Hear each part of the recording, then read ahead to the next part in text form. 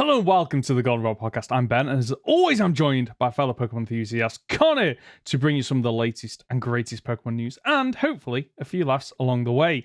This week, we're reviewing Pokemon and Scarlet's first piece of DLC, the Teal Mask. That's it. That's the episode, because I think it's safe to say, Conor, we have a lot to say about this. I mean, it's not like us to go rambling on for hours and hours about one particular topic, especially one as brief as this.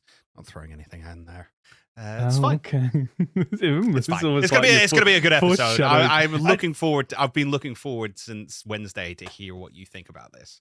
We've purposely not had any conversations, so that this can be fresh.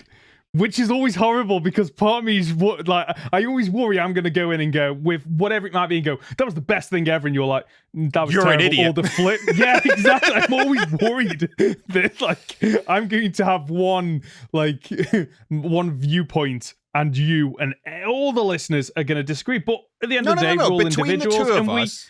Between the two of us, we cover the entire fan base's collective opinions on this game. Yep. Which is amazing. So that we're good to go. No matter what you say, it'll cover one half of the fan base, and whatever I say, will cover the other half. And if we agree, well, then we know that everyone in the Pokemon fan base agrees with us. That's how this works. That's why we do this podcast. That's why you listen at home.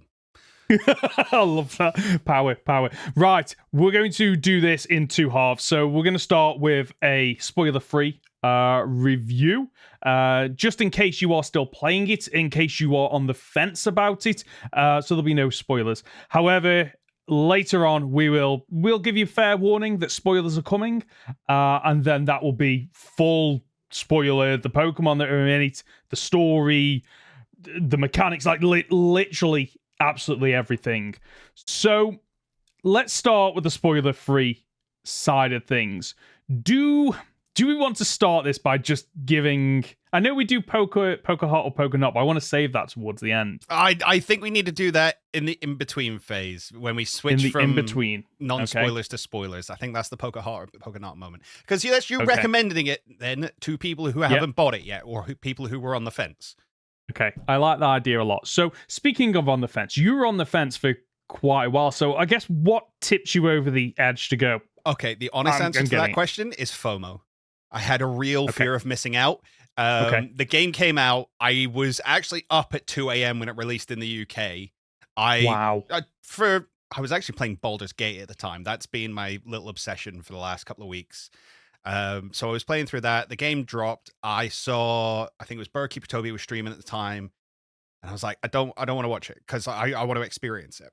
And at that point, I kind of clocked, well, if you want to experience it and you want to experience it fresh, then in all reality, with the circle of YouTube you are in, you need to get those games now, if that's the experience that you want.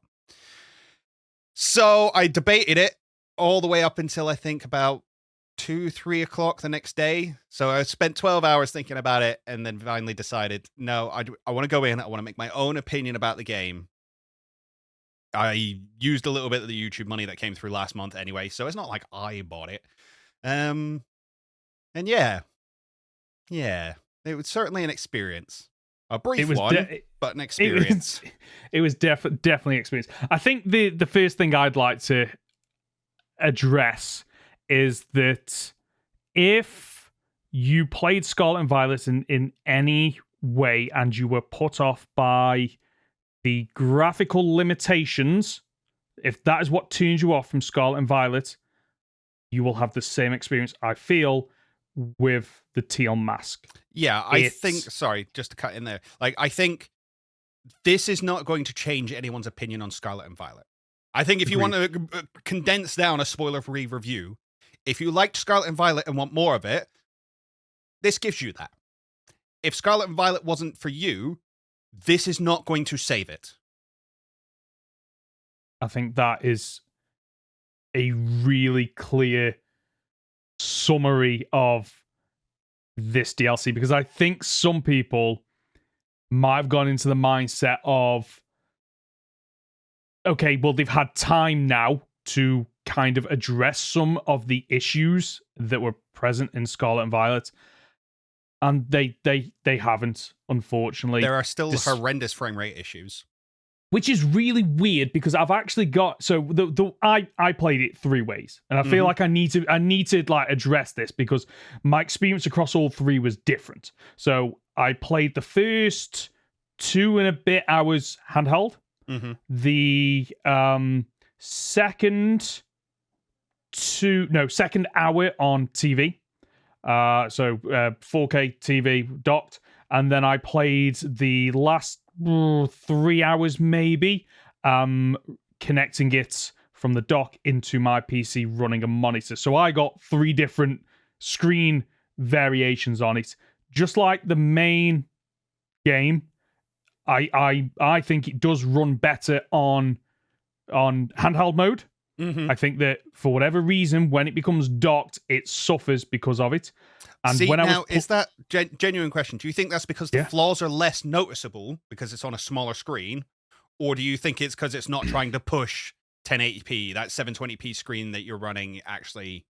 I think it's both. I honestly think it's both. I think it's set. I know it's 720 when it's handheld, and obviously it's a small screen, and it's not trying to do it on my massive 42-inch TV, whatever it is. And when I was playing it and I was making notes, I've actually got a note saying, I think they've either improved the draw distance and the frame rate issues, or maybe because the map is noticeably smaller than the Paldea map, it's having to load less assets, and therefore it's better.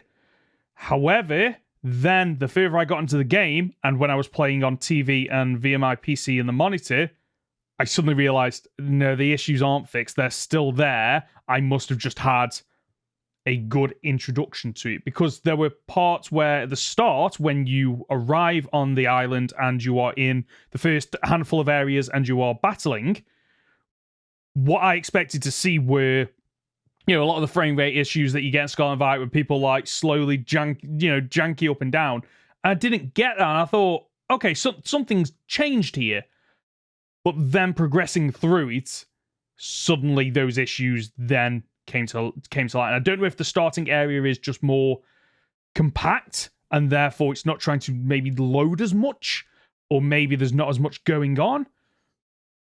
But by the end of it, I realized, this still has the same graphical issues that we brought up in our Scarlet and Violet review, and we had issue with in that review. There is still pop-in of characters. I had that even in the opening area. Oh, Granted, though, I played the whole thing on TV. I played the whole thing docked.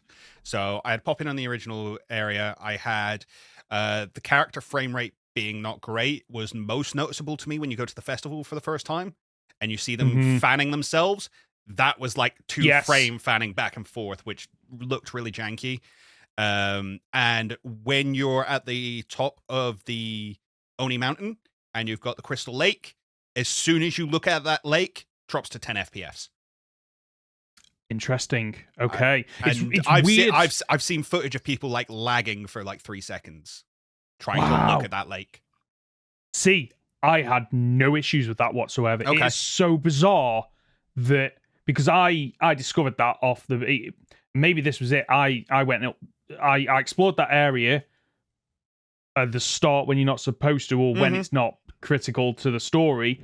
And I got to the top, I was like, oh, this is beautiful. It's running really well. So I didn't have any issues that, but again, I was playing handheld at that point. I wasn't playing dock. So I think there is some limitations with when you decide to dock it, it's trying to upscale it. There's more graphical elements going on, which lead to the frame rate issues that we know about.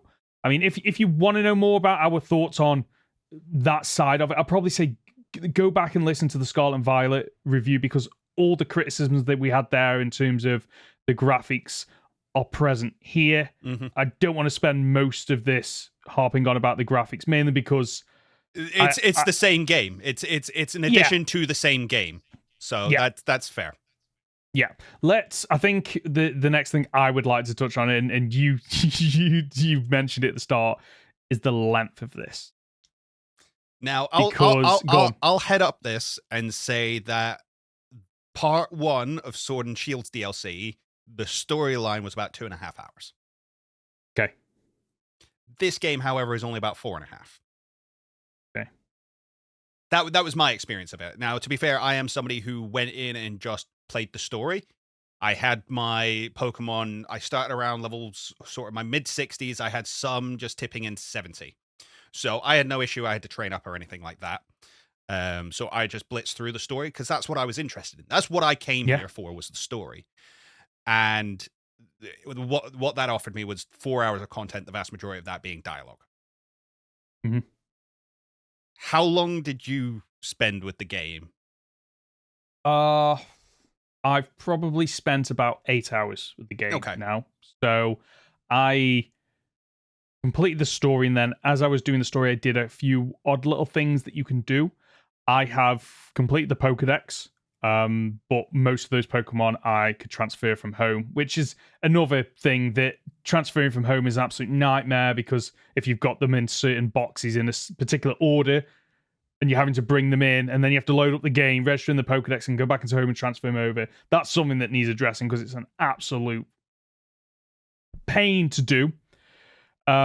Completing the Pokedex, if you've already got those Pokemon, you transfer them over, really doesn't take that long. I'd imagine if you were trying to complete the Pokedex from scratch, you might take a bit longer, like Conor. We'll go into a bit more. Yeah, we're going to have to. I think that counts as non-spoiler. It's in the first town. We're not going to explain what happens on the quest, but no, we'll get into that. Yeah. So, and in terms of the Pokedex, there's not spoilers to say how many Pokemon are available. No, right? there's 200 Pokemon in Kitakami that you can catch. Yeah, but half of them are carried over from the Paldea Dex. So you've got an extra 100 Pokemon. Mm-hmm. 4 of which are the Loyal 3 and Ogerpon. You've then got I still hate its name. Poltergeist and Sinistee, or however you pronounce it. Yeah, it does. It does have a Sinistee form, or a Sinistee looking form. We'll go into that more in spoilers, I think. And one other new Pokemon, which we'll tell you because it's been revealed. We've spoken about it. Has it been revealed? It's Appling's evolved form. It's Dipling. Sorry. Yes, sorry. You have Dipling, and then you have one other new Pokemon. Sorry. Yeah, no, you're absolutely right, and that is. We'll address that spoilers because I don't think there's anything we can say about that Mon. Yeah, that's not spoilers.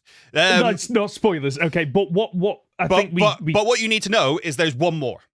There's one more new Pokemon that hasn't been revealed yet to you. That's it. That's all you're getting. So if you're thinking you're going to pick this up and there's going to be lots and lots of new Pokemon that are Kitakami specific, no. Which, to be fair, the Isle of Armor only had Slowpoke in both of its evolutions. Yeah, sorry. You're right. Yeah. Had both the Urshifus. Yeah, and whatever. Cubfu. Cubfu. Yeah. Cubfu? Sounds about right. And that was it, wasn't it, for the Isle? So the Isle of Armor actually had less. 6. Yeah, so this one, okay. So you do get, but I guess for me that it depends on what is going to draw somebody to a game, because some people, like the story, some people like a challenge, some people like it's a brand new area or brand new game, and I've suddenly got a wealth of new Pokemon to experience. If that's you and you enjoy that, you might be a little bit disappointed because outside of the one Pokemon that is new, the rest of them you will have seen in promotional, videos and stuff like that. But obviously, if you want to go into this, if a handful of Pokemon is enough for you, then I think you might enjoy those Pokemon, because I think they stand out a lot, and they have a lot of character. I don't know if you agree with that. Yes, no, I see what you're saying there. They're interesting. I wish, especially with the main 4, with the Loyal 3 and Ogerpon. I actually wish we got more from them than we did, which is saying a lot considering they're the entire story of this game. Yeah, it does. We get, again, no spoilers. We get a whole backstory for these 4 Pokemon and what the legend is.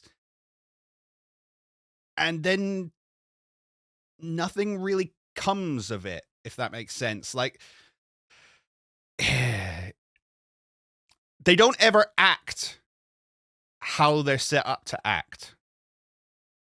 I actually agree with that a lot. Now that you've mentioned it, it is this game is very good at telling you stuff without ever showing you any of it. Yeah. And that's what I feel. This DLC could have very easily been a comic book.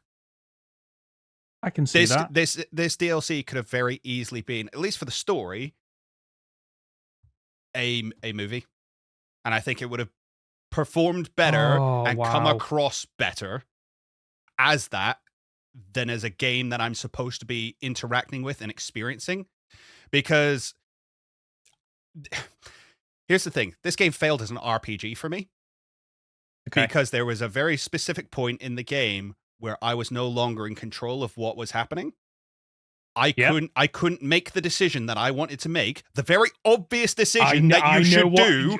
Yes. And it doesn't give you the option for it. It does that classic Pokemon of say these two things that mean the same thing. And it's like, no, I don't want to do that. I don't want to have a liar reveal plot. Yep. I just want to be a good person because I'm playing Pokemon. Yeah. Pokemon has always suffered from the illusion of you can play it your way. Mm-hmm.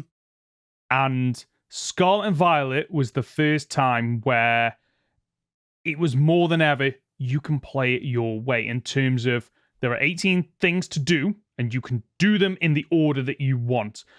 Was it as smooth as it should have been? No, but you could theoretically go off and do the last thing first. But all the dialogue options throughout Scarlet and Violet made zero impact on the game. And for the most part, I can forgive it because what the characters were doing and saying aligned with what me as the player wanted to do. This game, there is a very clear point where what the characters are doing is not what I want to experience as a player. Mm-hmm. And I'm playing it going, and it breaks the immersion for me because what's the point in having this nameless, faceless, voiceless character who is just an avatar for what you want to do if it doesn't give you the free will to make the decisions that you want to make when that's what the story is pushed towards. Yeah. And it forces you down a path that you don't want to go down. And this is supposed to be the open world Pokemon game. And, you bring up a good point that Scarlet and Violet had the three main story paths. This has one. This has one story path. You get dragged by the nose around the region. And, you could say, well, you don't have to. You can go off and do your own thing. It's like, yes, you can. You can go and catch Pokemon. But that's also kind of it. I looked for what you can do in this game. There is... There's not a lot. There's not a lot. You can chase two rich people around at different locations, and they'll give you lots of money for it. You can do one side quest, which is the photography section, which I'm really annoyed at, and I want to bring it up because I was looking forward to this, and I've not been able to experience it yet because they lock it off behind 150 Kitakami Pokemon caught and registered. Which again, if you've completed your Paldean Dex, it's 50 Pokemon you got to catch. And if you're super into catching Pokemon, that's fine. But I don't, and this is going to sound really counterintuitive, I don't play Pokemon to catch Pokemon. I think it's the least interesting part of the game, especially at this stage where it's throw a quick ball, a quick ball didn't catch it. Okay, I guess I'll just sit here and tank damage until it stays in an Ultra Ball. There's no interest there for me. That's not fun gameplay. I'm here to do the battles, take part in the story, make different decisions, and do things that way. So I was really looking forward to this photography segment, mainly because I thought it was going to be a whole new thing you could just do. And it's not. It's a very small portion of a side quest. And really the only bit that you actually do anything in. There's a battle at the start and a battle at the end. The battle at the end is pretty cool. Okay, so I think we just need to Sorry, I'll finish one more thing, right? And the other thing you can do is you can go around and you can find these people who are called the clan of the ogre, the ogre clan of Kitsukami, who are actually decent trainers. Yeah. Okay. So and that's it. There is. Sorry, I just need to add this. There is two other things you can do. Then. So this is terrible. There is a lovey-dovey couple who want to see a Pokemon. I kid you not. That is one of the side quests. It's not a side quest. You don't go anywhere. You don't do anything. And the other thing you can do is the Mochi Ogre thing. Yeah, you're right. So you've got that. I just need to be completely fair with all that. In terms of so just before, because I do want to move on to the photography side of things, but I think that we need to wrap up the playability aspect of this DLC. If you are looking for something that will take you, if you're looking for something that you can complete in 10 hours, this is right up your alley. I'm 8 hours in, and I have literally all I need to do now is the ogre thing, because you can get a quite good reward at the end of it that I really want. So I've got that to do. I've got a few more poses that I want to unlock simply because then I've got them. There's a couple of pieces of clothing that you can get, and I'm pretty much done there. I'm done. I can't believe I'm saying that. Like, I'm done. It has been out for, as of recording this, what? I've played it for less than 24 hours. I think that's the fairest way to say it. I've played it for less than 24 hours, and I've practically completed it. I haven't rushed it. The only thing that you could argue that, well, yes, you could have got longer playability out of it, is by catching the Pokemon rather than transferring it over. If that's how you want to play, that's absolutely fine. I don't want to spend another 10 hours catching Pokemon that I've already caught in multiple playthroughs and I'm just going to bring them over, because for me that's the smart way to play. So in terms of length, 10 hours for what, £15? I mean, no, it's £30. I know it's only half the DLC and we're getting the other half later, but no, right now, the experience you're getting is costing you £30. Yeah. And the whole game it's a $90 game. It's an £80 game now. And so in turn, if you're expecting, value for money, this is something that will, you've fully complete Scarlet and Violet, and you're thinking, okay, I need something to get me back into the game until the next piece of DLC drops. This isn't it, unfortunately. This might make you go, oh yeah, it's good to come back to Scarlet and Violet, but I can guarantee you within a week of completing it, outside of maybe if you shiny hunt or do raids, which if you're not doing now, this is not going to start making you. No, it's not either, because if people were, I don't think this is a spoiler, because we're talking about something that isn't in the game, not something that is in the game. So obviously, one of the great things about the DLC for Sword and Shield, even though it was introduced in the second DLC, was the Dynamax raids. I did see a few people speculating, would we get something similar in this? No. You've got normal raid crystals spread across the Kitsukami. That's it. Like, there's no extra raid. There's gameplay, whatever you want to call it. There's none of that, unfortunately. Okay. So in terms of value, do you think? So we will say the Ogre Poppin' Berry game thing. Yeah. You've nearly completed that. You've done it on most of the difficulties now. No, I've done easy, I think, twice, and I've only played solo. I haven't played with other people. Okay. So I played the one section in the game where you have to, and kind of wrote it off. It wasn't for me. I see what they're going for. As a mini game, it's fine, but it's not worth the price of entry. it's not gonna sell the game for me. When Stadium came to Switch Online, there were people arguing like, no, the mini games in there are actually worth it. Yeah, you can't complete the main story because you really need to trade your Pokemon and not use rental teams. but there's mini games that are fun. I don't think anybody's going to be saying that about Ogre Poppin'. I mean, like, oh, no, you need to get it for this. It's fine. It's fine for what it is. It's very simple. I don't think it introduces too many new mechanics. Like, that's the other thing as well.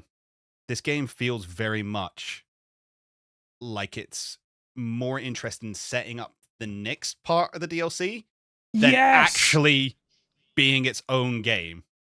Because honestly, like the introduction to the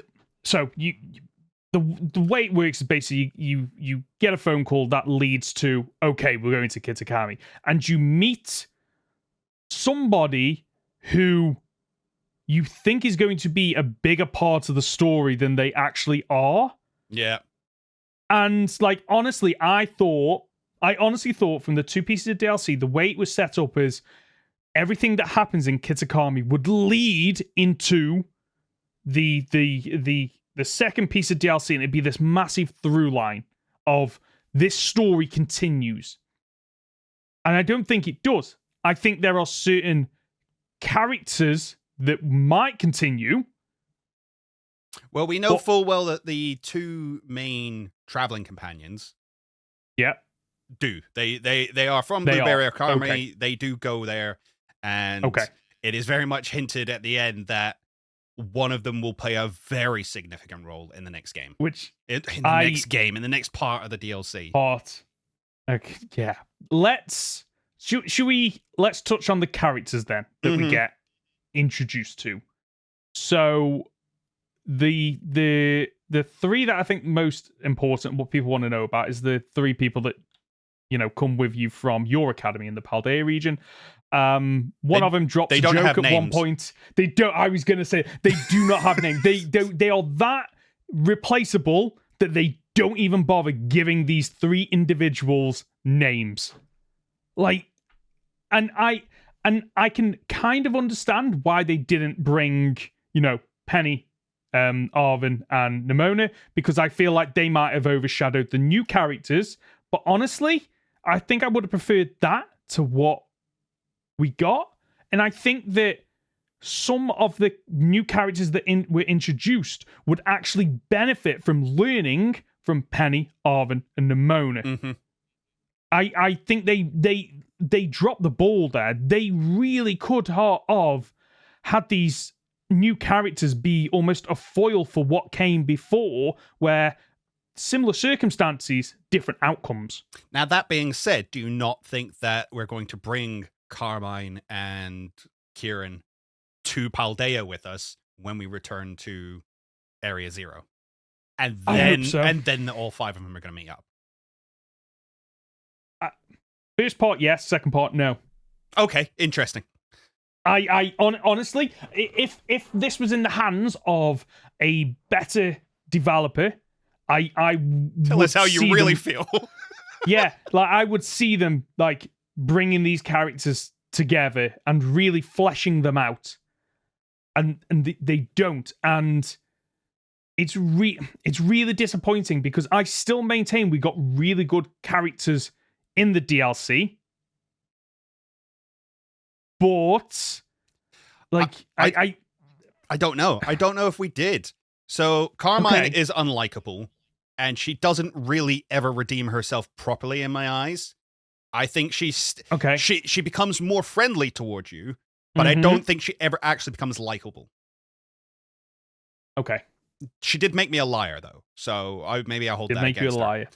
Kieran starts off okay, and then his character arc, or half an arc, as they give him, just, it doesn't make sense for the story that they told. Yeah. And just makes me not like him by the end of it. Yeah, so I've now got my 2 traveling companions now I don't like. Which again, they did it with Arvin. Arvin started off as someone I didn't like. And then by the end of it, it's like, I get it. I love you. I want to protect my doggo friend. Penny is kind of a little bit shy. And then by the end, you realize, oh, actually, you're really smart and you're a bit obtrusive, but I get it. Nimona is a little bit full on, but by the end of it, you love her. this almost did the opposite for me. I started off going, new people. I want to get to know. Don't come near me. Can I have my old friends back? A little bit. And it's a shame because yeah, that was one of the things that really held up Scarlet and Violet. As much as the gameplay lacked in some areas, as much as I have my problems with that game, I love the characters. I absolutely find the characters phenomenal. Even where the story breaks down for me, I think the characters hold it up. The characters didn't really do that for me here. But is that because we're getting half a story with them? Well, I can only review what I have in front of me. Agreed. Yeah. And there's lots of things where, set up for sequel occurs, you still have a fulfilling story. Yeah. I think with my thing, Carmine frustrated me at the start because it was a character that it's not an original character. You've seen this kind of person before in films, in manga, in anime, in Pokemon before, that kind of, I don't know how to describe it, like xenophobic. Yeah, like I hate these people coming to my island where I was born and raised, even though I don't live here most of the time and I'm somewhere else. So I'm a massive hypocrite. Mm-hmm. And I've got a younger brother who I'll push into doing things that he obviously is not comfortable with, but it's probably the right thing to give him a bit of a nudge. Maybe, actually, not as much as you do, but it is, give him a bit of a nudge. And she does mellow out over the journey, but she only mellows out to you, not the other people. So I was going, okay, right, I kind of liked her character arc, but actually thinking about it, she didn't have an arc. She just got to know me and realized, okay, right, these people, they're not that bad. Like, people coming over here, it's fine. And Kieran's arc went from, hey, this kid's really annoying, to hitting 100 miles per hour of, okay, we're going here. This is interesting. Right, okay. Maybe, and again, comes back to what we mentioned earlier of, it didn't have to be that way, but the story forces you to go that way. And we can't say anything more without spoiling it. Briar, so she's the traveling teacher. She's not in this game. She's not in this DLC. No. She is here to go, hey, did you know part 2 is coming? Do you know there's a thing in part 2? Have you heard of Terrapagos? You've seen the announcements we've made, have you? Okay. Well, that's it. That's all I had to offer this situation. She's the Nick Fury of Iron Man 1. But instead of coming in the post-credit scene, she comes at the very start. At the very beginning! Like, hey, by the way, there's stuff coming. By the way, let's go.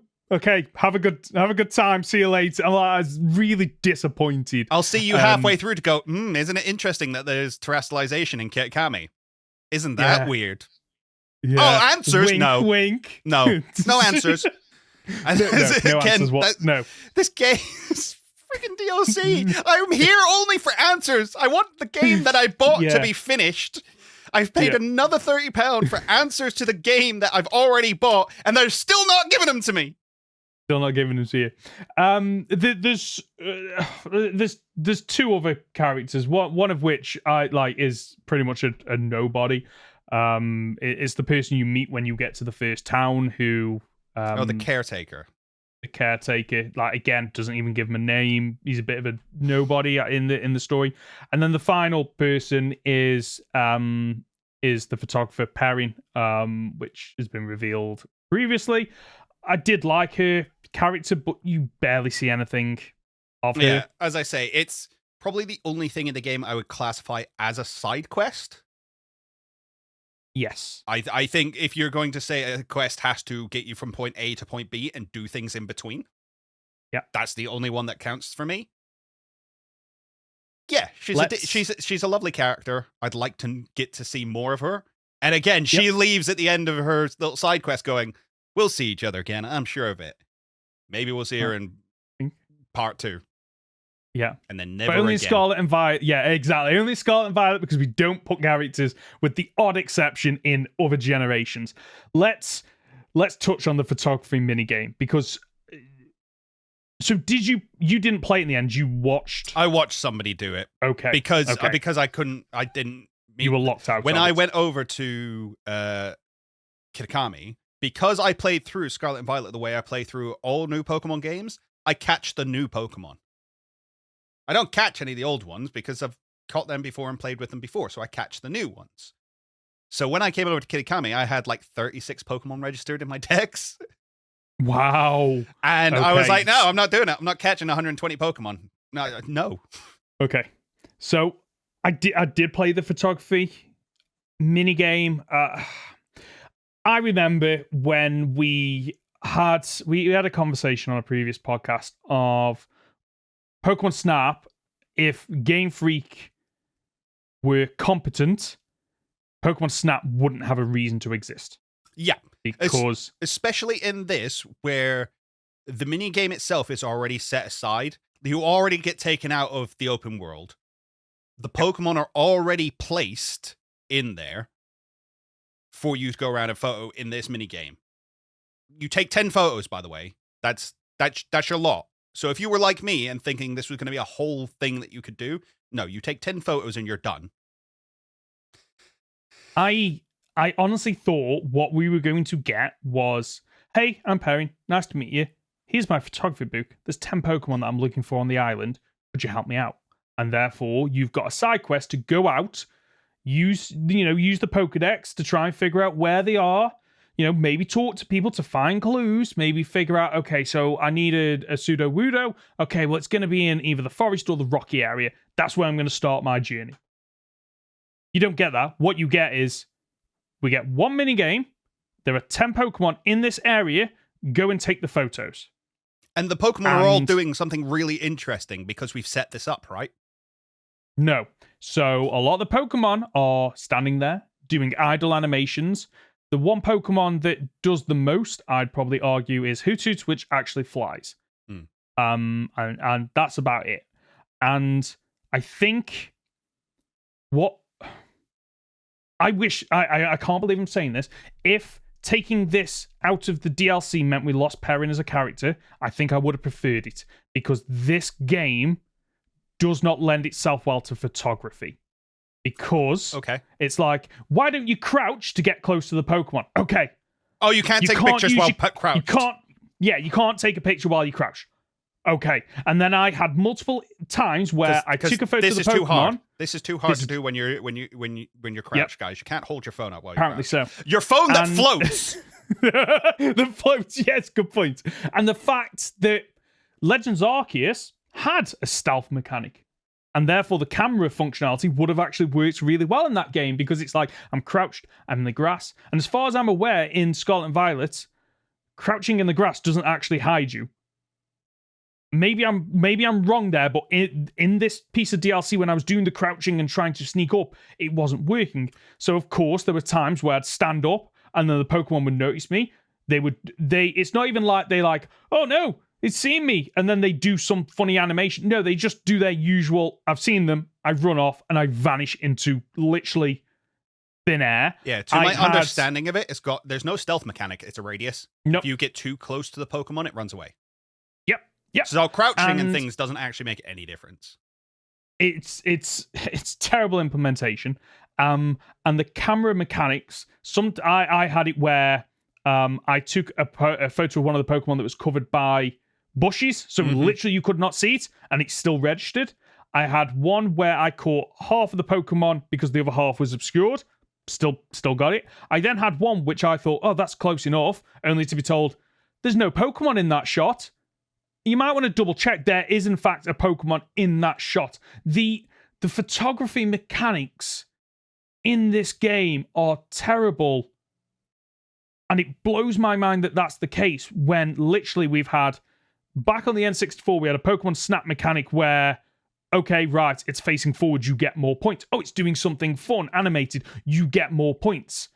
We had the Legends Arceus stealth mechanics, and then in this game, we've got a photography app, which is actually improved in this. Need to touch on that in a bit. I don't know if you noticed. So we've got these three pieces of functionality, and they're not brought together for this whatsoever. And what we get is a subpar Pokemon Snap. It blows my mind that they've done 2 Pokemon Snaps, and I know it's a different developer, and they've taken no lessons from those games for this photography. And here's the thing, though.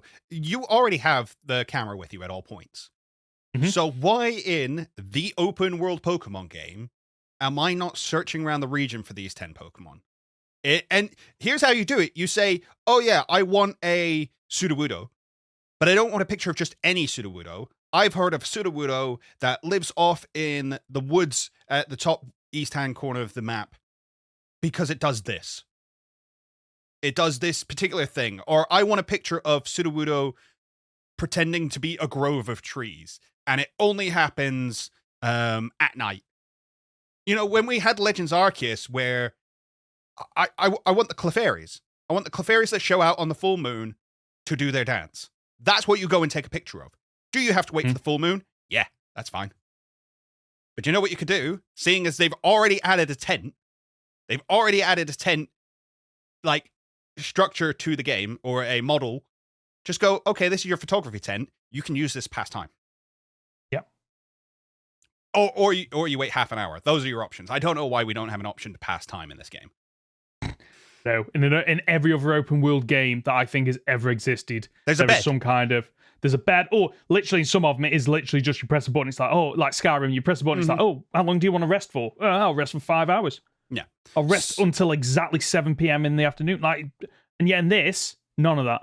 So unfortunately, as I say, it's a side quest, but it's not one where you go off and do anything. You go, again, get dragged by the nose to a particular location, run around, take 10 photos in that one location, and then get the ending to that story. This could have quite easily given me a reason to go around the map, because you never go to, there's a part of the map you don't actually go to. Top right-hand corner you don't go to, and the bottom right-hand corner you don't. You technically do, because that's where the photography minigame takes place. But when you go there, it's all static. So it's not actually what's happening in the game. Yeah, and the as you say, the bottom right, I don't think you ever go to. No. Unless you want to, which is fine. But you never have a reason to go there, and if I don't have a reason to go, there shouldn't be a part in your game where I don't have a reason to go there. Yes, you don't explore the entirety of the map in the story. I'm actually okay with that, because I don't want an open world game where I have to explore. I'm forced to explore everything. But do what Breath of the Wild did, where, okay, I need to go from point A to point B, and before you've even got to point B, you've seen something over on the right-hand side of the map that warrants, I'm going to explore and look at that. The problem with this, just like in the mainline game, there isn't anything while you're running around that makes you go, that's an interesting statue. That's an interesting building. That's an interesting cave. Like, there's none of that. And the odd cave that you do find is literally, you drive in on your Miraidon, and it's like, oh, okay. Oh, that's over now. Yeah. There's one neat cave that runs up through the center of the mountain. Yes. I think it's Chilly Waters. When I found the first entrance, I was like, oh, okay, that's cool. Mm-hmm. The mountain itself poses an actual issue for me on the thing of, it's a cool design to have this big ogre-faced mountain at the center of your region. But one of the biggest issues with Japan, genuinely one of the biggest issues with Japan as a region, is that there's mountains that run up all through the center of it. And it means that although Japan has a very large population, they all live right, or a relatively normal sized population, they all live right on the coast or right at the edge of these mountains, which is why it feels so busy, because so much of Japan is actually uninhabitable. And that's kind of the feeling you get in this game. You know, Paldea is a little bit rough because you have Mesagoza and then a couple of little villages dotted around. This, you have a little village and nothing else. Yeah, agree. And the village actually is exactly what I wanted in the Scarlet and Violet, is these little clusters of villages that feel lived in. And this actually, like, going through this village, I actually really enjoyed it, because I got a bit nostalgic, thinking, this is what I'd expect to have seen in the old Pokemon games, where you get a small little village, you get 5 or 6 houses, you get people dottering about and whatnot. Don't get me wrong, a lot of the assets are reused, as of course they are, but it actually felt homely. It actually felt like, okay, this feels like it's lived in. opposed to a lot of the areas in Scarlet and Violet where they don't feel lived in. They feel like, okay, let's just throw up a load of buildings and let's not even think about where the people live. Like, this actually felt like, oh, people live here. This is someone's village. This is where, the two main characters were, grew up and lived in. So I like that. But like, say the mountain, you have a mountain that's literally shaped like a kaiju's head that is massive, and it is so boring. It takes up so much of the map as well. And what's really upsetting, and I realized this playing through, is that you have to have beaten Scarlet and Violet to play this DLC. You do, yes. Which means that you have to have all the functions on Koraidon and Miraidon. Yep. Which means that if you want to take the most direct path, it's the most boring thing in the world because you're going up the side of that mountain for the next 3 minutes. Which doesn't even fully work all the time. Like, sometimes you hit it, and instead of it grabbing on, it just slides down. But it's one of those that kind of seems cool on paper to have this big mountain in the center of your region that's shaped like this massive head. And it just takes up space. Yeah. There's a lake at the top. There's 2 routes, realistically. You got one that you can follow up round to the Ogre Den. Or you've got the Chilly Waters way. That's the only 2 ways through this mountain that I found. Or you go up the side. There's a lake at the top. There's a forest in the top right. There's some gorges, which is just basically a lake with some high ground. Yep. A grassland, some rice fields, a lake. And then one of the points of interest is a barren land. Yeah. Like, that's just what these you are want. the barren fields. Yeah. Oh, you're not going to find many people here. It's like, that's not a point of interest. That's just you not putting anything in your... Like, there's nothing to find.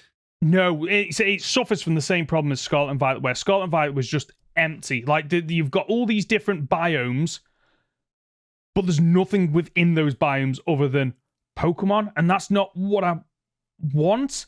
And, like, what... It's really frustrating because, like, the mountain takes up, like you say, takes up so much room. It's so boring. There's nothing to do. It's not even clear on the map, like, how to get up to places. So you just kind of, okay, I'll just rock climb, I guess, and just kind of try and figure out exactly I'm supposed to go. Because the map's a bird's eye view. All you see is mountain. So you don't actually get to see any of these pathways through it. So navigating is a real pain. No. And sorry, I do need to point this out because I know someone will point it out too, and I don't consider this a spoiler. There is basically like the 6 wonders of Kitakami, or 8 wonders of Kitakami, which is literally just a sign in front of something there. I've discovered 2 of them, and they're lackluster, to say the best. I don't think... I wouldn't surprise me if most people playing this don't even know that they exist because there's no story related to them. There's no go out and find the 6 wonders to find a Pokemon. It's literally just, okay, what's the sign sticking out? This is one of the wonders of Kitakami. Why is this a wonder of Kitakami? It is. There's nothing wonderful or amazing about it. It's dull and boring. Like, honestly, like what? Yeah, so one of my criticisms with Scarlet and Violet was the map was so big and there was so much to do. How do they then make a smaller map which with actually feels like there's less to do? Like, it blows my mind that is what this map area has come to, unfortunately. It's because in Scarlet and Violet, as much as the match was huge, there was at least 18 gyms you could take part in, effectively. Whereas this, as I say, there's one story. You don't really take part in the story. You're dragged. You're dragged, and most of it is just people talking at you. Yeah. And then you fight the same 2 people over and over again. And then you get one cool fight at the end. Yes. I agree with that. I know there's a couple other beats in there, but I can't really specify. No. That final fight, though, without spoiling anything, is a really good fight. It's a really interesting mechanic. It looks good. And I actually wish there had been more fights like this in the game. Yeah. It strikes me as one of those, like, similar to the Giratina fight from Arceus. It feels unfair and therefore enjoyable. Yes, thank you. Yeah, I completely agree. And like for me, let's jump into the challenge of this game. Actually, so you went into this with what, level 70 Pokemon? Did you say ish? Mid 60, mid to late 60s. So yeah. Okay, so you were on par with what you were facing then, weren't you? I guess towards the end of the game. Yeah. So the game starts at 60 and ends around 70. Yes. Whereas I went in with a mix of between 80 and 100. To be fair, the level 100 Pokemon is my Gallade, which is a full swipe monster. It's mainly for catching. I don't really use it, but like there wasn't much of a challenge in this, despite the fact that the 6 Pokemon I chose, and one, as I said, is a full swipe mon. I had 3 that I think were weak to fire. Like, I bought in the team that I have been grinding in order to solo raids, so they're not balanced in any way. The EV spreads are all over the place, so they should, be not taking much damage and fainting. And yet, outside of a handful of fights, there wasn't a challenge, unfortunately. And to address what I think most people might be wondering, there's no level scaling, which I didn't expect them to do. I really didn't. Like, that wasn't for me like a point where I thought they would implement it, because I knew they wouldn't, but I was still disappointed. I'm just at least glad that it wasn't, okay, we're going to Kitakami. Oh, by the way, everyone's level 40. We actually got, levels that were at least somewhat challenging when you had to fight mons that you hadn't fought before, and therefore you don't know strengths, weaknesses, and all that stuff. So here's the thing: the Isle of Armor scaled. So it depend. Did that depend on if you'd completed the game or not? No, it scaled to your highest level Pokemon. Did it in your party at the time? Right. Granted, you could do that at any part of the game. So you could boot up Sword and Shield and go immediately out to the Isle of Armor. Mm-hmm. This, you do have to beat the Pokemon League to go. But, okay. Yeah. I mean, it's really odd as well, because, as I say, you fight the same 2 people over and over and over again. And they start off with level 60 Centrets. Yeah. And then by the next fight, they've evolved into a Furret. And it's like, okay, why did you have a level 60 Centret? Oh, you're one of the best trainers around here, are you? Okay, sure, buddy. Let's go with that. And I think, it's the battles. Most of the battles are lackluster because they're just slowing you down from experiencing the story. And I know the battles are meant to be part of the story, but I'm just getting sick and tired of these fights in Pokemon games where it's like, oh, you really are that good? Yeah, because I've completed the game and I'm carrying around level 80-odd Pokemon. Like, what do you expect coming at me with 3 level 60 Pokemon that are not evolved? Like, I'm not some prodigy. You're just rubbish. And, like, it's really infuriating that, like, that is where they keep going with these trainers, with these rivals. It's like, make them scale, please, just for that challenge, so that when they do lose, they actually go, oh, I was good, but you're just better. Rather than, oh, I'm actually terrible because I thought I could win this, and you're just like overpowered. Yeah. I mean, the two traveling companions, Carmine and Kieran, they're supposed to grow, and therefore their teams grow, and it's a lovely idea, but doesn't make a lot of sense actually in context, because we're starting at level 60, because we're already supposed to be like, I'm a champion. Don't step to me. Unless you're something real good. Like, you're supposed to go to this Blueberry Academy that is all about battling. That's what we teach over there. Yeah, we're real good, and this is my town, and you stepped into my town. Take my Vulpix. Sit down. Just sit down. It's just like, no. Right. We're coming up to an hour and we're not into spoilers yet. So I kind of want to wrap up the spoiler section. So there's a few things I just want to bring up. One is the improvements to the photography system. I know I hopped on about how terrible it is. It's still terrible. They have made improvements. You get the selfie stick, which is nice. You can play music while you're taking the photos. Fantastic. A couple of extra animations and stuff. Yeah, nice little things to have. I don't think they're selling the game to anyone. I it's just there. It's nice, fine, whatever. But annoyingly, whenever the game does its usual, let's take a photo together, let's take a selfie, you don't get to take the selfie. It's just like it did when you beat one of the 18 of things in Scarlet and Violet of, oh, someone else is taking the photo for you, negating the point of having, that selfie stick. Fine, whatever. I do have to give them some praise. The music in this, I think, is really good. I see. There was only one track that stood out to me. The Loyal 3 track stood out to me. That sounded good. Other than that, I noticed how little I was noticing it. Okay. There was 2 that I really enjoyed on top of that. One is the actual battle music, and then the music when you're at the top of the mountain as well. But I think we'll go on to spoilers. We'll come on to that in spoilers because there's a reason why I really like that. They didn't just reuse the pit stops from Scarlet and Violet. So, they could have done something a bit lazy there. I'm glad they didn't. No, but are there actual Pokemon centers around the map? Or is there just the one in town? There's just the one. There's just the one in town. So that really cool idea that they threw in so that you could travel around and not worry about having it being too far from a Pokemon center. That's gone. That's gone. There is literally just the one here. Which again, this is end game content, so you already have all the revives and potions in the world anyway. That you need. But it's not the point. No. One thing that I think I would like to bring up is that when they do some of the story reveals, they do them in a way that felt very high quality, felt very Breath of the Wild to me.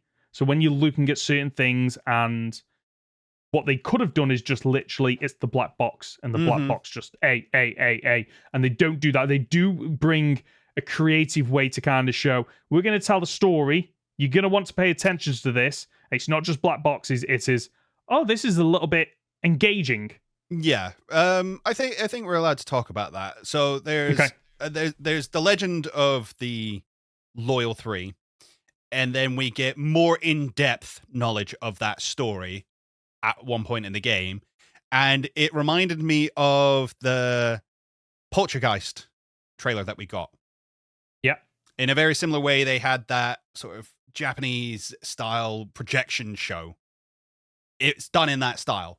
And yeah, it's a very cool way to give a long exposition dump. And it is a long expedition dump because the character who tells you it goes, hey, this is a really long story. Are you sure you want to hear it right now? Yeah. Yeah. It's a cool story.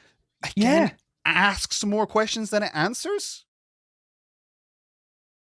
Yeah, like you come into the story. Like I honestly thought the story we were gonna get is here's the Loyal 3 and Ogerpon, and as you do this story, the other characters are just like, oh, it's all about these 4, but you, with the knowledge that you've gained from playing the base game, are connecting dots to, oh, okay, no, there's a story going on here, and it is important, but there's a bigger story that you guys aren't aware of, and this is like what is happening, and there's none of that. No, Ogerpon's terrestrializing masks that we saw in the trailers, it's not really explained. The best we get is that the masks were made and the crystals that were in them came from another region. That is what I got actually from it. all the information we get. Yep. That's it. With that, unfortunately, in terms of other things, I actually think that this piece of DLC would have actually benefited from forcing you not to have your ride Pokemon, and actually force you to explore it in a specific way. I think it would annoy me because I'm like, well, I just let me climb the mountain. But I think it would have been a case of, okay, it's a smaller island, so you don't need to go up there, but there's more to do around this mountain, and then the mountain is almost the end game, a bit like Legends Arceus.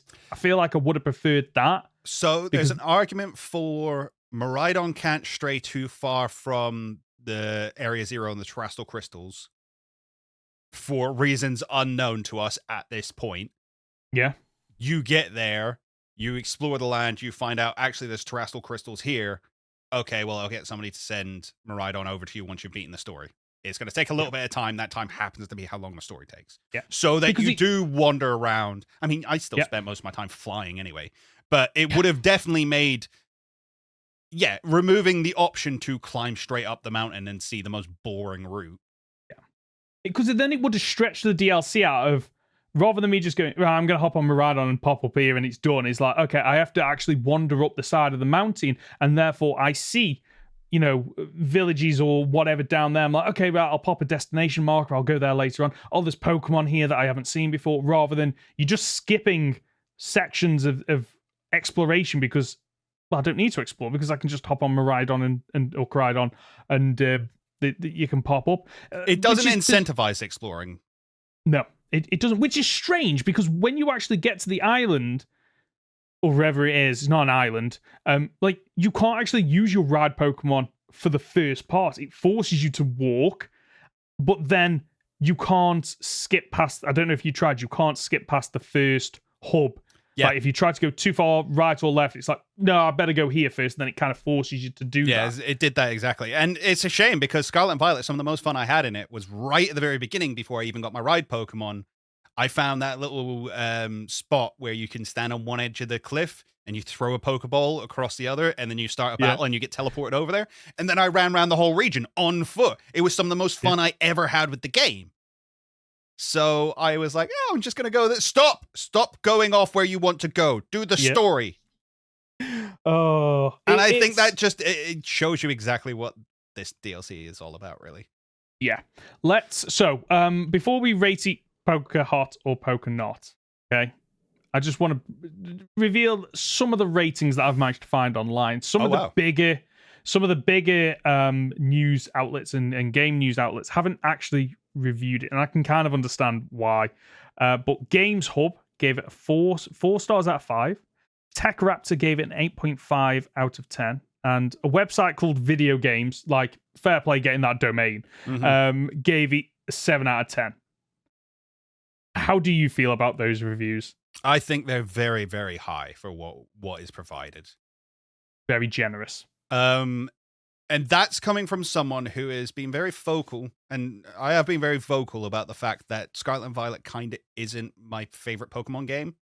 I think it lacks in a lot of areas that earlier games had, and that is an issue.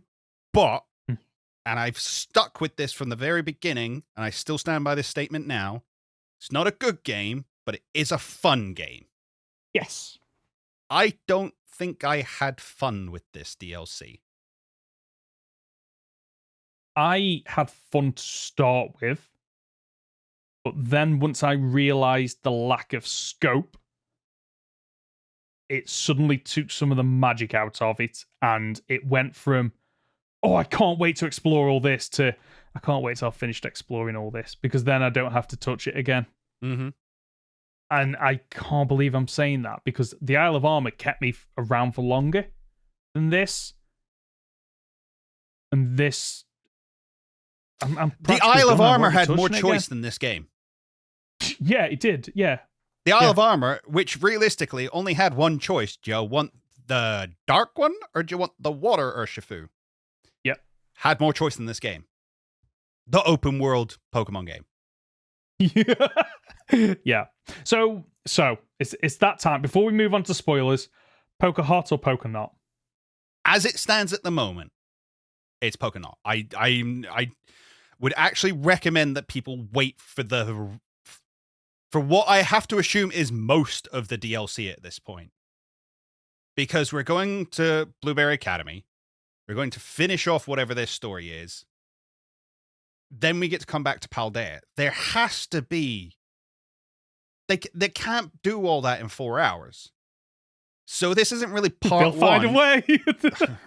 I have to assume, and maybe this is just cope, which I'm really good at doing, I've realized, with Pokemon.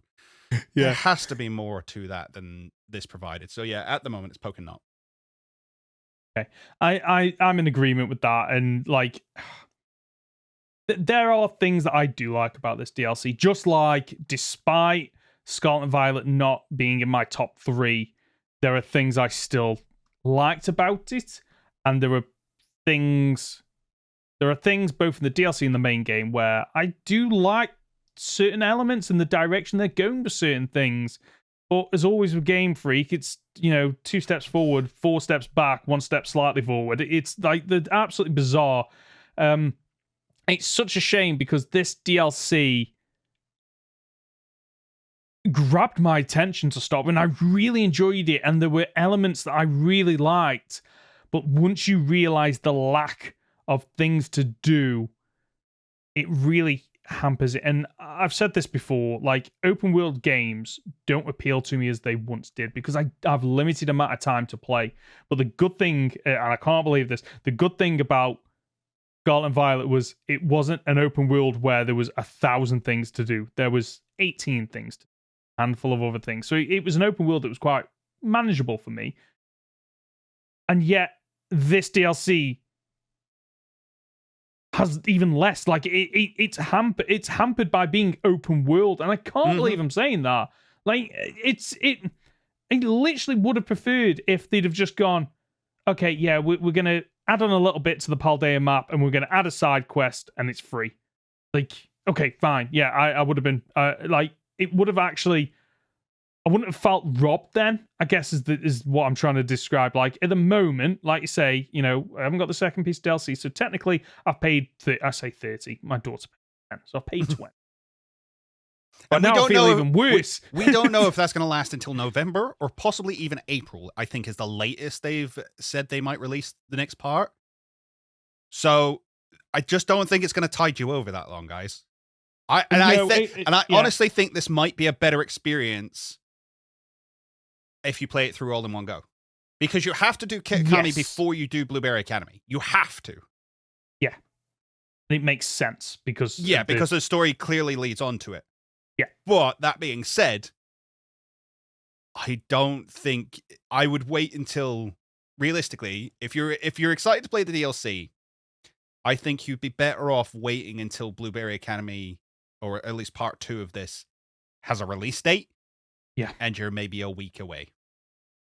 I think that's a fair assessment. I think you would appreciate it a lot more because then that gives you a week to wrap up this piece, which is more than enough time. It really is. And that shouldn't be the case, but it really is.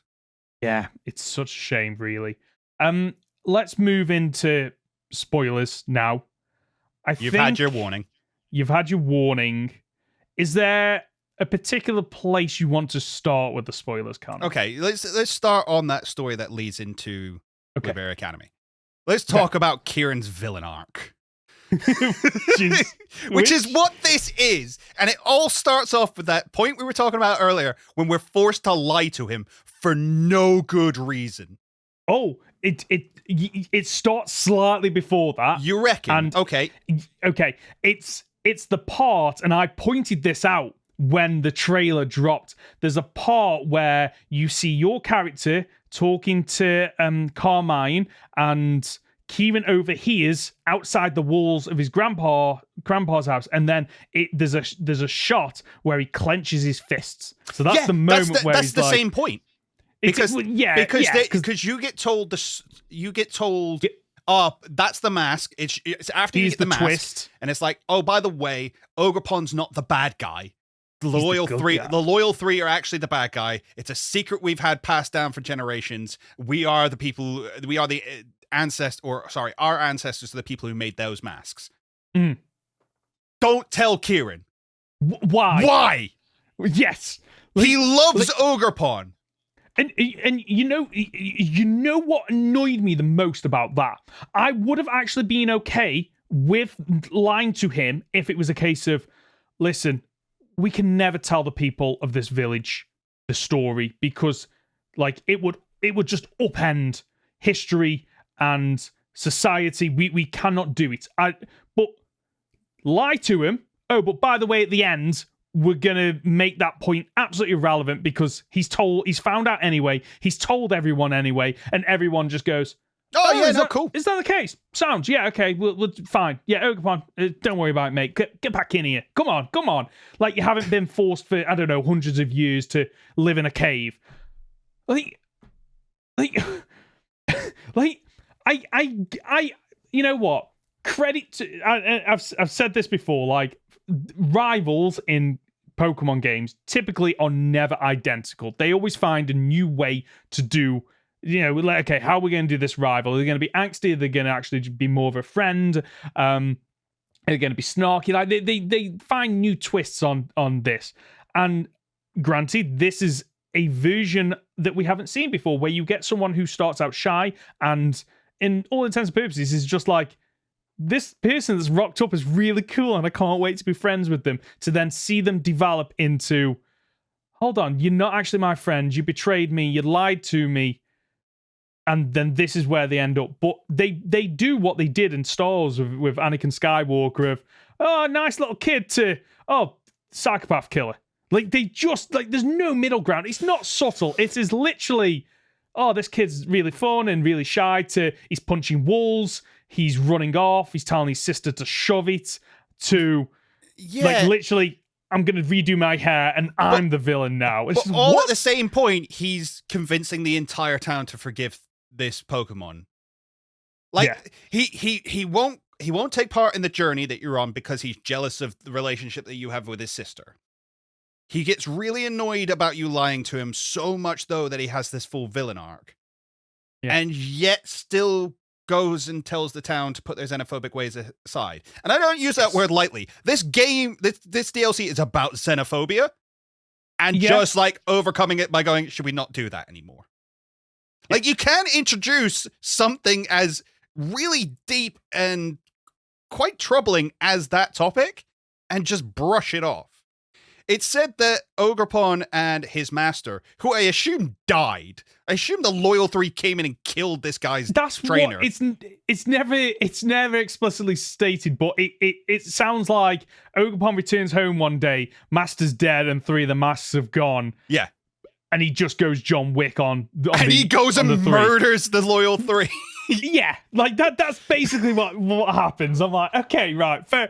I get that, like, Pokemon always does this weird thing where it implies things, but it never actually outright. Oh no, this straight up says he comes down and kills the Loyal 3. That's why the village went, oh god, no. this thing is a menace. so yeah, his trainer, for lack of a better word, was killed, murdered. Yeah. It's interesting that none of these 4 Pokemon, Ogerpon and the Loyal 3, come from Kitakami, considering that's what the Kitakami story is based around, and they're all from outside of the region. Yeah. We don't know what region. Yeah. We have to assume, I think I was reading into it, and they say that they brought the crystals with them. So the crystals that are in Ogerpon's masks are from the Ogerpon's trainer. So does that mean they came from Paldea? Or does it mean, and this is where I want to get into theory crafting ever so slightly for a moment. Okay. We see Briar talk about the fact that Blueberry Academy is in Unova. Yes. We know we're going there next, which means that Unova will have access to some form of terrestrialization. We know her story is around Terrapagos. We'll come back to Briar and Terrapagos in a minute. So there's already terrestrialization in Unova, technically. And Kitakami, from the way it looks, to the way it feels, the region it takes part in, is clearly close to Johto. And the fact that we have Perrin there, who is from, she says she comes from what used to be Hisui, so that's Sinnoh. Yeah. So we know realistically this is somewhere between Johto and Sinnoh. There's lots of Johto Pokemon kicking around.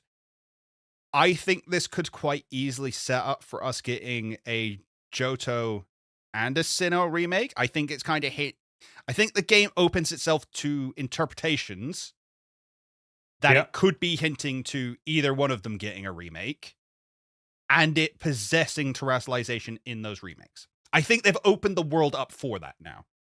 To say, hey, Terrapagos has gone here, there, and everywhere, and where it has gone, terrestrial crystals lie, and terrestrialization is possible.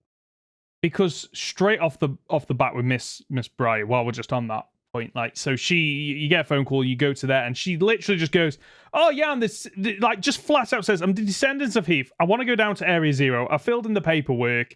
Oh, by the way, you know that book that had a load of crossed out, redacted lines? Oh, here's the full thing. Yeah, here's the original copy.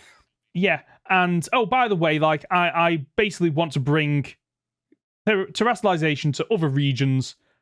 So straight off the bat, it is a case of, okay, so they're trying to open the window for terrestrialization can appear in other regions, potentially. Whether or not they do that, I wouldn't be surprised if they locked it down at the end of the next part.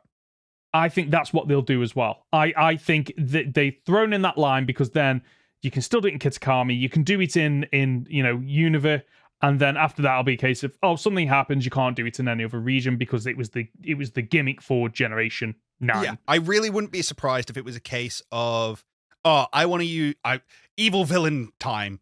So you've got Briar and probably the Chancellor of Blueberry Academy who work together. They're going to hunt down Terrapagos, and their plan is just to bring terrestrialization to the entire world. Little do they know, by utilizing Terrapagos' power that much, it bursts up all these crystals all around, and it starts destroying the landscape and ruining the Pokemon and things like that. It was overwhelming, and let's face it, we've already seen Terrapagos kill a guy. Depending on which game you played, it killed the professor. That's still my headcanon. That's still my headcanon. We know the professor died. We know there are people who argue that they think it's the Koraidon and Miraidon. When those two were fighting, the professor died there. I don't read it that way. I read it as found a Pokemon, tried to control its power. It was too much for it and perished. And in that area, in that base where that journal is found, it's all covered in crystal. It is. So I think my assumption has always been that Terrapagos killed the professor. Yeah, I think until they lock that down, that I think you're right. That is open to interpretation. I don't think there is enough evidence one way or the other to confirm, to concretely confirm one of the two ways. I think, like, I can understand the people that go, yeah, like the professor died saving your Miraidon Koraidon from the other version, but like you say, there is evidence to point to it might not have been that Pokemon, and the crystals is like, the Terra crystals is a very key point there. I think you're onto something there with Miss Briar not being all that she seems. I honestly do feel like there is enough elements of her character, both in terms of design elements, things she says, and there's a couple of musical stings as well that make me think, okay, she isn't all she's pretending to be. I think you very much might be onto something that actually she is becomes an antagonist in the next. I think it's very much it's the Rose route. It's I have good intentions. Yeah, but go the wrong way about it. Mm-hmm. Mm-hmm. But on the note of Briar, she shows up at the beginning to tell you, hi, I'm the descendant of Heath. She shows up about halfway through to go, hey, these crystals at the bottom of this lake, they're like terrestrial crystals, aren't they? Wink, wink. That's it. That's all she does. And I think she even leaves. She leaves before you. So the chaperone taking these kids to an entirely different region just ups and leaves. It's like, oh, you guys will be fine. I trust you. You've proven to me that you can look after yourselves. Could you imagine that, being a teacher and taking a bunch of high schoolers to a theme park and then just going, you know what, you went on a load of scary rides, so I think you can make it home. See you later, I'm off. Like, what? See, like, say that, but I did go to Japan with my school, and my Japanese, all of the teachers who were with me at the time, because we separate off into a little group, and there was a couple of teachers with us. They were like, no, we're going to stay in the hotel. If you boys want to go out for food, you go out, you turn left, and you'll find all the food stuff. Go off on your own. And then she turned to me and went, and Conor, don't go right, because if you'll go right, you'll find the Yakuza, and they will stab you. Very specifically to me. I was like, why me? And she's like, you know why you. And that was it. So, yeah, no, I absolutely could see this. Granted, they didn't leave. They didn't just go home. Oh, dear. That's hilarious. Right. What did you think of the twist? So the twist is, these 3 Pokemon, Okidoki, Pheasantipity, and Monkey Dory, are actually the villains, and Ogerpon is actually the good guy. Did you see that coming? I didn't. No. Who I think it worked, though, is the real question. Because they're just played straight up as villains, which I don't think is as strong with that twist. Because they never play it off, and this is what I mean about, like, the characters are supposed to be sneaky. They're supposed to come down from other regions. They're hunting down these masks. They're hunting down the Terra crystals inside them. They want them. They're supposed to be villainous. And instead, they show up as a group, kick him while he's down, take their masks, and run off and just stand at the edge of the region. And it's one of those, again, where the game tells me all these cool character things, but never shows me any of it. Yeah. I think I like the twist. I think it's a good twist. I think it's poorly implemented, though. Yeah. That's my issue with it. And it feels like earlier on when we spoke about when they want to present the key pieces of information in this piece of DLC, they have, when you're looking at the signs, you press A, they've changed the music, and the A button now makes like this like jingling sound, and then they've got the other version where it is like an animated version, like the Poltergeist thing, where it's like black and white. It shows them coming down to the village and all that. Like, that they needed that for the reveal. Yeah, that's shown to you before we even meet the Pokemon. Before they even come back to life, we find out that they were evil all along. So and that's why I think you feel it's poorly paced, because it should have been a case of, we meet these Pokemon, we've got Ogerpon with us, they jump him, and then run off. And then we have to sit there and go, well, hang on. What's just happened here? Yeah. Because we could have easily realized that Ogerpon wasn't as evil as everyone was making him out to be. We could have figured that out by just maybe going up to fight him, and then he doesn't fight us back. No, even better than that, because okay, right. So the issue, one of the issues we've got is like this isn't your character's story. This is Kieran's story. It should have been Kieran's story. And what you should have had is almost Ogerpon is made it down to the village just innocently. The legendary, whatever they're called, I can't remember what they're called. Like, you work with them in a 4v1 kind of raid battle to thinking, oh, we're the hero. We beat this Pokemon with its massive terrestrialized scary face. And then after that, the 3 Pokemon steal the masks and leg it. And you suddenly realize, I've been duped. This isn't what it's meant to be. And then you tie that in with the story of the villagers going, something's not right here. Like, we've misunderstood something. Because then from that, you can then take away the whole Kieran having to tell everyone, and Kieran still has his issue because he was telling everyone from the start, no, the ogre's the good guy, but none of you listened to me. And nobody listened to me. And now I'm gonna help look after this thing. And then he can get really annoyed at the end of like, no, why didn't you come with me though? I fought your corner before you even showed up, and now you're not going to side with me. You're going to side with this guy who actually helped fight you initially and helped to lose all this mass. Sure, he went off and got him back for you, but he solved a problem he caused. I was on your side the whole time. I was shoved aside for it. Yeah, and that's the thing. There's potential here. Oh, but as you say, it's just not executed correctly. No. So let's touch on what we spoke about in the spoiler-free section about the lie element and the choice that you don't get to make. So because we were kind of hinting, but we didn't say. Are we both in agreement that basically I'd have told him? Should have. Pardon? I'd have told him about the story. I'd have immediately been like, "Oh no, we don't talk in secret with your grandpa and his older sister. Yeah, go get him. Go wake him up." Okay. So why are we not? Why is, because especially when he comes up and he's like, "Oh, what's happened?" When you first meet Ogerpon and Ogerpon runs off. Oh, Kieran comes up. Oh, what happened? Nothing. Why did I say nothing? Yeah. I just saw the ogre. Here's this mask. Yeah. Isn't that cool? I know you really like him. There's no reason to hide it from him. So for me, the one I was talking about, you're absolutely right. Though I think there's two points where the urgency is taken away from your character, and the other part is later on where is what happens as always in Pokemon games of he's the legendary, you get to catch it, but it feels like Kieran should be the one to catch it. He's the one that's had this bond with this Pokemon, this love for this Pokemon, and how do they settle it? Well, the game developers decided to go, okay, let's just make Kieran challenge you to a fight, and then he says that whoever wins gets that Pokemon, to the point where Carmine even goes, no, you've got to take the Pokemon's feelings into consideration. And it's just like this 180 twist for Kieran of, like, wait, where did this attitude suddenly come from?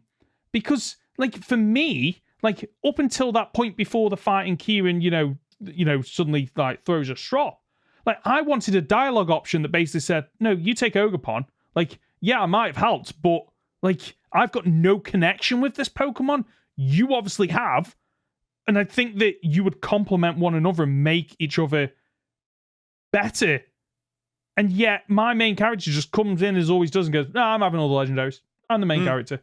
And it's so weird because, like, Kieran and Carmine are the main characters of this. But as always, there's this dragging act between your character and them when they should have just gone, no, these two are the main characters and your character's just not involved. Like, it's one of the problems with Pokemon is by trying to force you to have this mute character that they have no personality and therefore, like, they don't impact on the story as much as the story kind of forces them and shunts them to do things. Yeah. And the thing is, it's not the first time they've done that, because I'm sure I've said it on the podcast before. Sword and Shield is Hop's story and you're his rival. Yeah. Like, he's the main character. He's the protagonist. He's the one who's got actual things to live up to. You're just a guy who shows up and is good at Pokemon and beats him at every turn. But even in that, you feel like he's doing his own thing besides you. He's going off. He's having his own adventures. He's having his own breakdowns over Bede beating him and things like that. Whereas you were just the villain in Kieran's story. You show up and just ruin his life. Yeah, and I never got the option to not do that. Yeah, it forces you to do it, which just it is absolutely heartbreaking that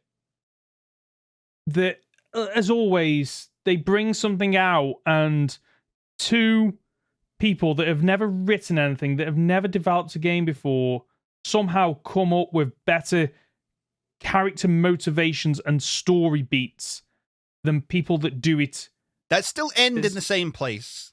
Yeah, they still have all the same beats. They're just and we're not the 4v1 mechanic is it's in the game. Like, and it's just infuriating that, because that's it, because you make the ogre den a terrestrial den. There you go. Yeah. It's like, and it's such a shame because, like, the Pokemon that are introduced, like you say, the three of them just don't really have any personality outside of they growl at the screen a handful of times. You're forced to fight Monkey Dory the first time. Then they steal the masks and run off they run off. Then they go to the villagers. The villagers go, oh, look, it's the three of them. Let's give them the masks, and then let's feed them something that forces them into basically what is the equivalent of the Titan Pokemon, except for the I think they do kind of say the Mochi is full of their best herbs. Right, is that what they say? They do. So it's kind of hinted at that they're not quite Herba Mystica. Because again, it's the same. The Herba Mystica were brought up from Area Zero. It's full of terrestrial energy, so it makes sense if there's terrestrial crystals popping up that they've got some herbs that give off a slight Titan feel, even though they're not fully Titans. Agreed. So then you're forced to fight them 2v1, which I did enjoy, and the challenge I did enjoy the challenge there because at that point you still don't know what typing they are. And you're still trying to do that guessing game of, okay, what's super effective, what's not very effective. So I did enjoy that. I disagree, and here's the reason. Okay. Because when they're on the map, did you read any of the extra info about them? No. Does it reveal? It says exactly what they are. It says, like, Monkey Dory wanted to be, used to be stupid, but gained intelligence and got psychic powers. It says that Pheasantipity wanted to be beautiful, which is probably the most touch and go one, but clearly fairy in my eyes. And then it says that Okie Dokie wanted big muscles. Okay. So you went into those fights knowing what type I know they what were. Okay. So then you battle them, you beat them, you get the mask back, but you don't catch them at that point. You then later on have to go back to the same areas, but the game doesn't tell you, it doesn't hint at it. It is literally just I finished the game. I was like, wait, how do I get these 3 Pokemon now? And I looked it up. It's like, yeah, just go back to where you beat them. I was like, what? Like, there's no story elements or anything. It's literally just go back, find them, and beat them, and where you fought them already. Yeah, and catch them. Which is like, okay, right, fair enough. Here's the other thing as well. What were they doing with those masks? I don't know, because they don't wear them. Which I think is a missed opportunity for them not to wear them. I think you could have quite easily had you fight them in their Titan form, they shrink, and then because they're depowered, they put the masks on. Oh. And then you're introduced to the mask mechanic early, and then the ending fight isn't really changed because then you've got to face all 4 masks back to back anyway. And I like the challenge of that because you go into that first battle thinking, okay, right, I've got to fight. If you figured it out, a fight in poison type, for example, only for them to go, oh, it's suddenly poison rock. So actually, I think it just becomes pure rock. I think it's how the masks work. Okay. Yeah. But it adds to that extra challenge, and it's what I liked about the Titan fight where you have to fight against Tasugiri is it's instead of it being 2 elements, it's 3 elements. It's like, okay, you fight it as normal. Okay, you're beating it. Oh, wait, there's an extra element and the typing's slightly different, and therefore you have to pivot a little bit, and it adds to the challenge. And I would have liked that a bit more instead of, it's a 2-on-1 fight, which never felt challenging to me because, you Carmine's got, I think, 3 Pokemon at the bare minimum. I only ever saw 2. And it's just they're just not difficult fights. They're just time-consuming fights, is what I found with my Pokemon. And I just, these 3, like, all the information that we had leading up to the release of this felt like those characters were going to have loads of personality, and Ogerpon was going to have, like, it's almost like we got the opposite of what I expected, at least, with, we're going to get all this history about the 3 loyal people and all this, like, oh, these are the characters' designs. Look how, like, happy and funny they are. And I thought we were going to get something a bit like the 3 Musketeers, even though we've kind of already had that in Pokemon. I thought they'd all bounce off one another's energy and all that, because maybe one's smart, one's dumb, one's strong. I thought they'd all bounce off one another, and we didn't get any of that. They are literally just, nah, and they look at the screen, and the screen shakes, and that's about it. But then cut away. You can't show any action. Wait, a character's going to fall over in this scene, so we can show them standing up, but then cut to black, and then show them on the ground. Yep. Lazy as they always are. And there's even a part where where it's like, okay, let's take a selfie, and it actually goes to black, and there's a piece of text, and there's no actual selfie. Yeah. Earlier on as well, which I was like, wait, what?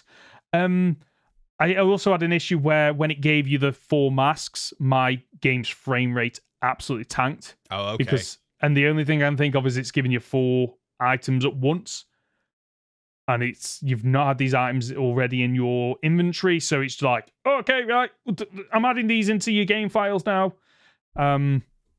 What this game actually suffers from, and is like, and it's what all the games suffer from, really, is perspective in terms of you're in this region, and this is how it ties into the world.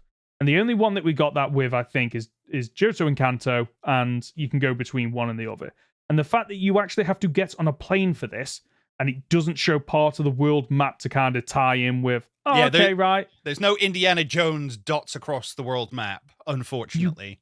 You get a little circle in the corner with a plane, actually an animated plane, a Dragonite flying, not in high quality or anything, and an airplane sound.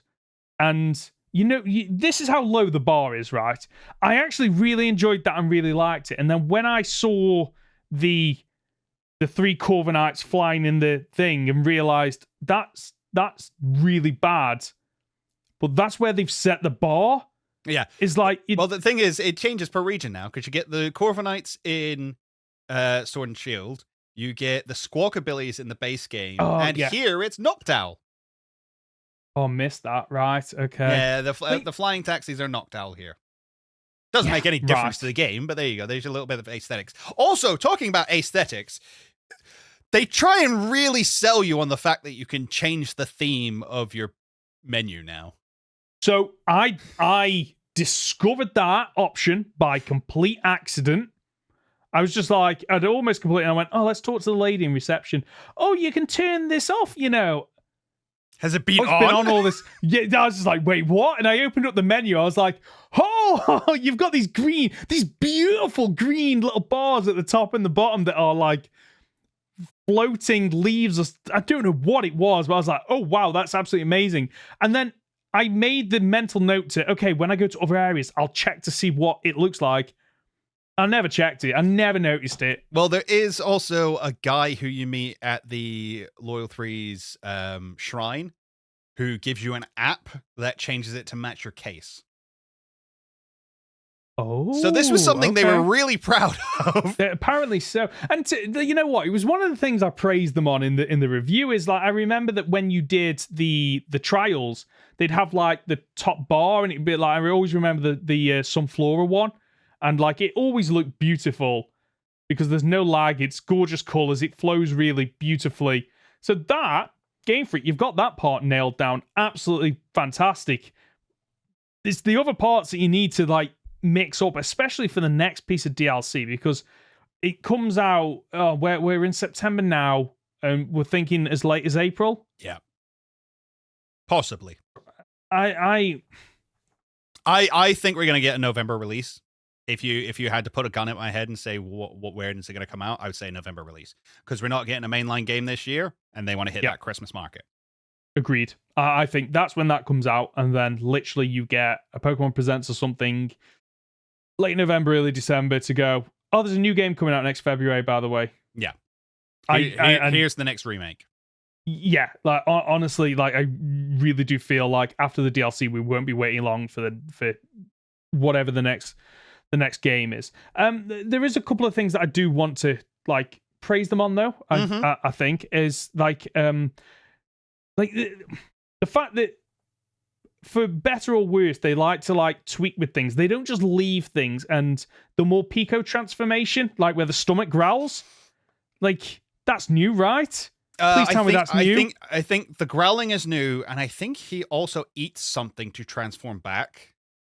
I didn't see it myself, but Lewis said it to me. He was like, "Oh, isn't that cool that it pulls out a little berry and eats it, and that transforms him back from his hangry form?" That's cool. That's a cool bit of animation that they've added in. Yep.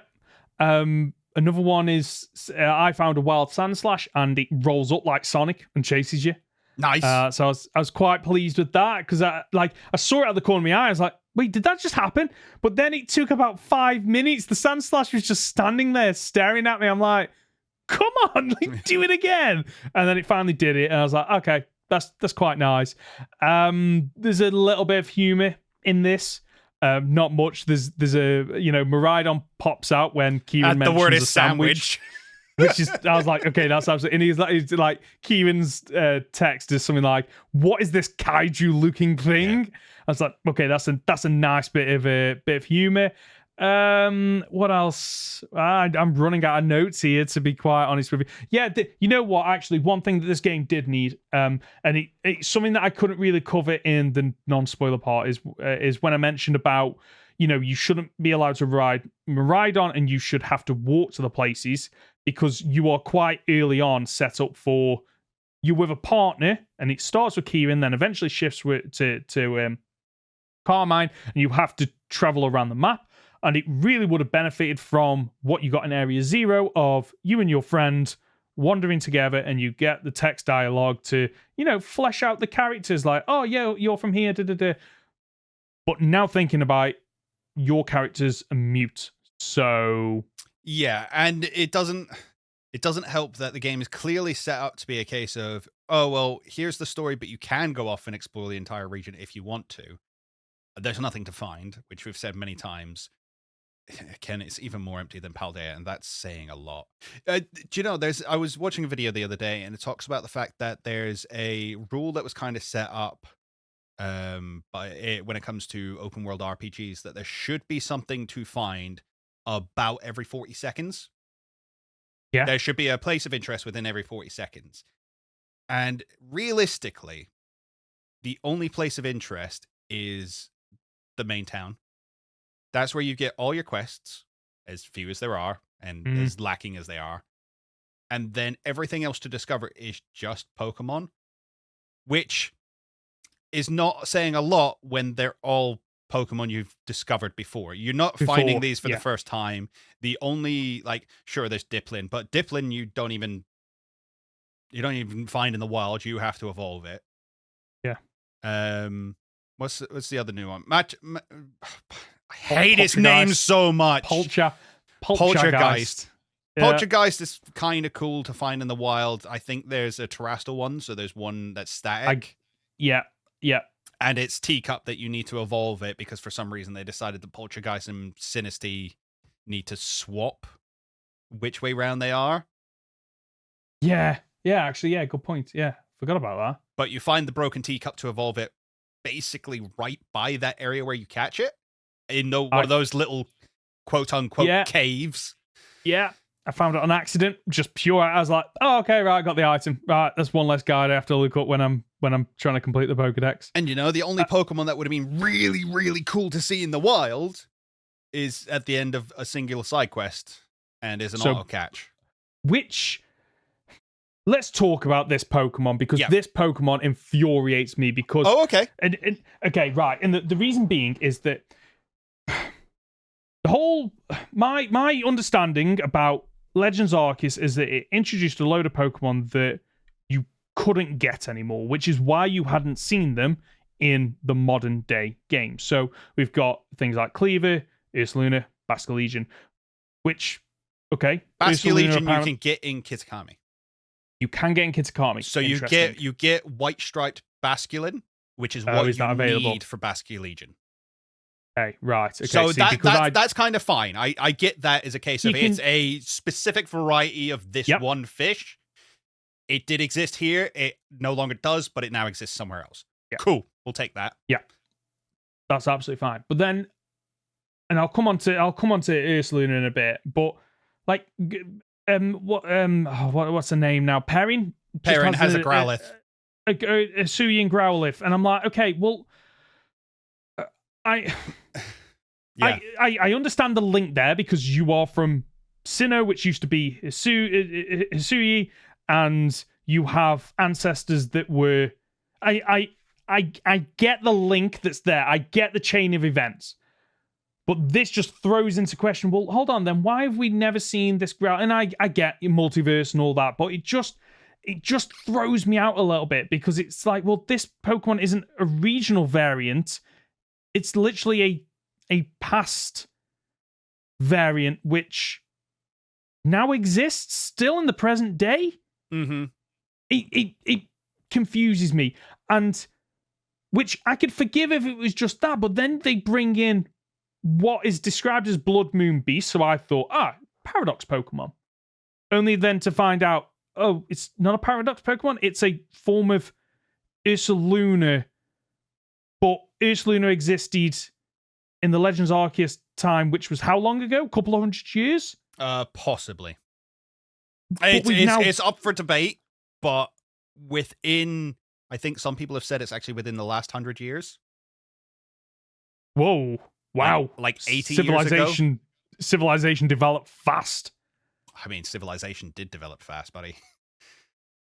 I know, but when you put it like that, I'm just like, hold on, they're in huts.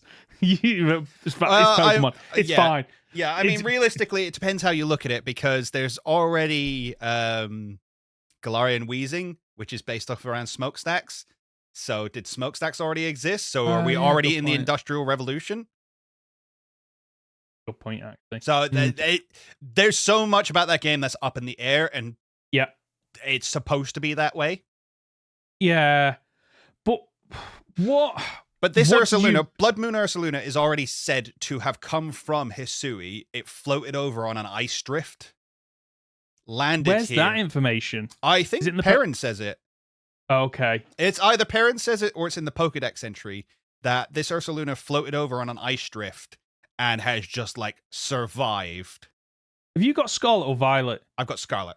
No, sorry. I've got both, but I only completed Violet, so I guess Violet was the DLC I had to get. Okay. Because I'm not paying 60 quid for this DLC. Which is another complete, like, come on. Like, charging twice. I understand. I was going to say, I understand it for the base game, but I get that it's a thing that we've always done with the base game, but if I buy the DLC, just let me have the DLC. Let me have the DLC for either game. For the base game, like after Legends Arceus, it proves that you don't need two versions. But I can forgive Pokemon for it because I don't buy both of them. I just buy one of them. So it's not like I'm double paying, and I don't think the time they would save just doing one version would actually equate to that much outside of they swap a couple of the models around.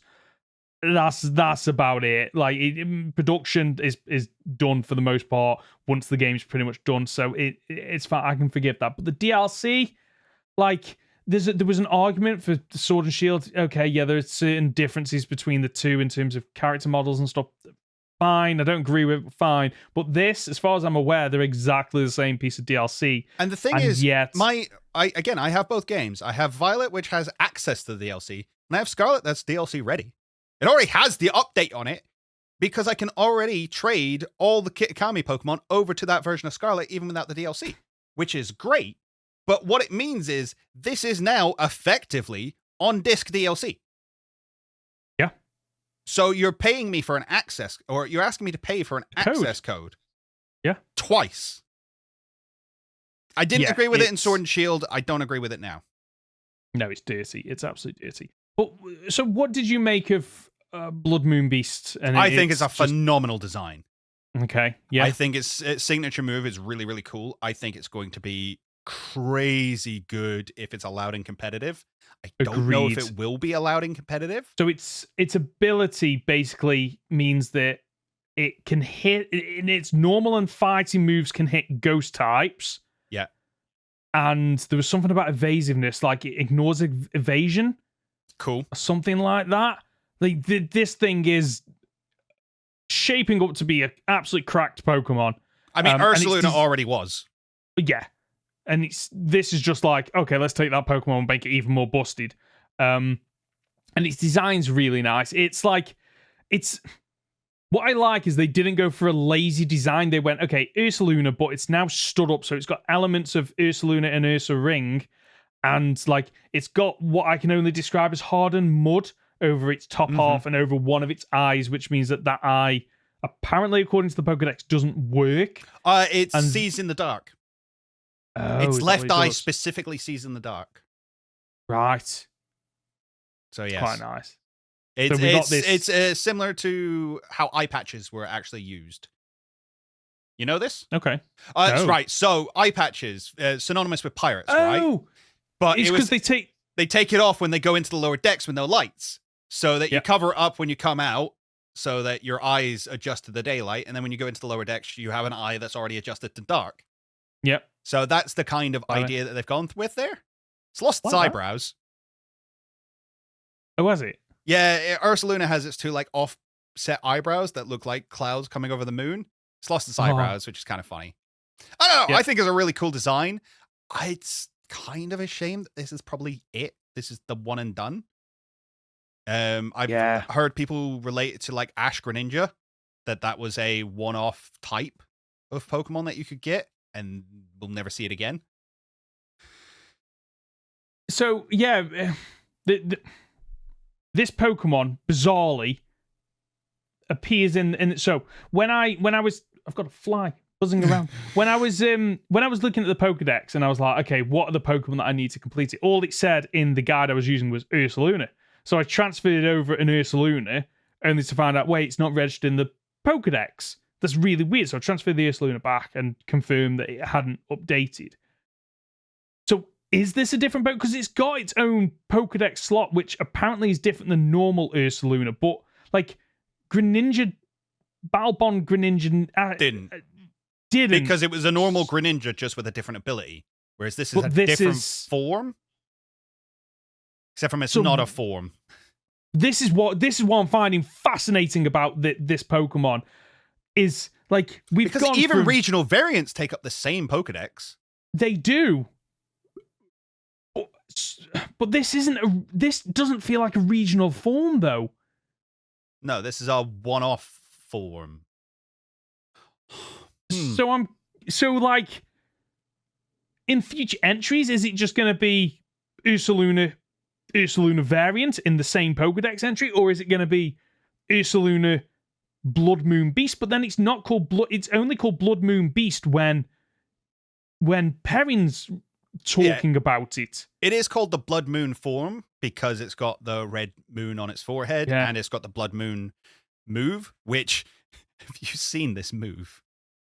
I have, but I can't remember. Is it just like it sees a loads of clouds, a red moon appears, and then it fires a laser? Basically.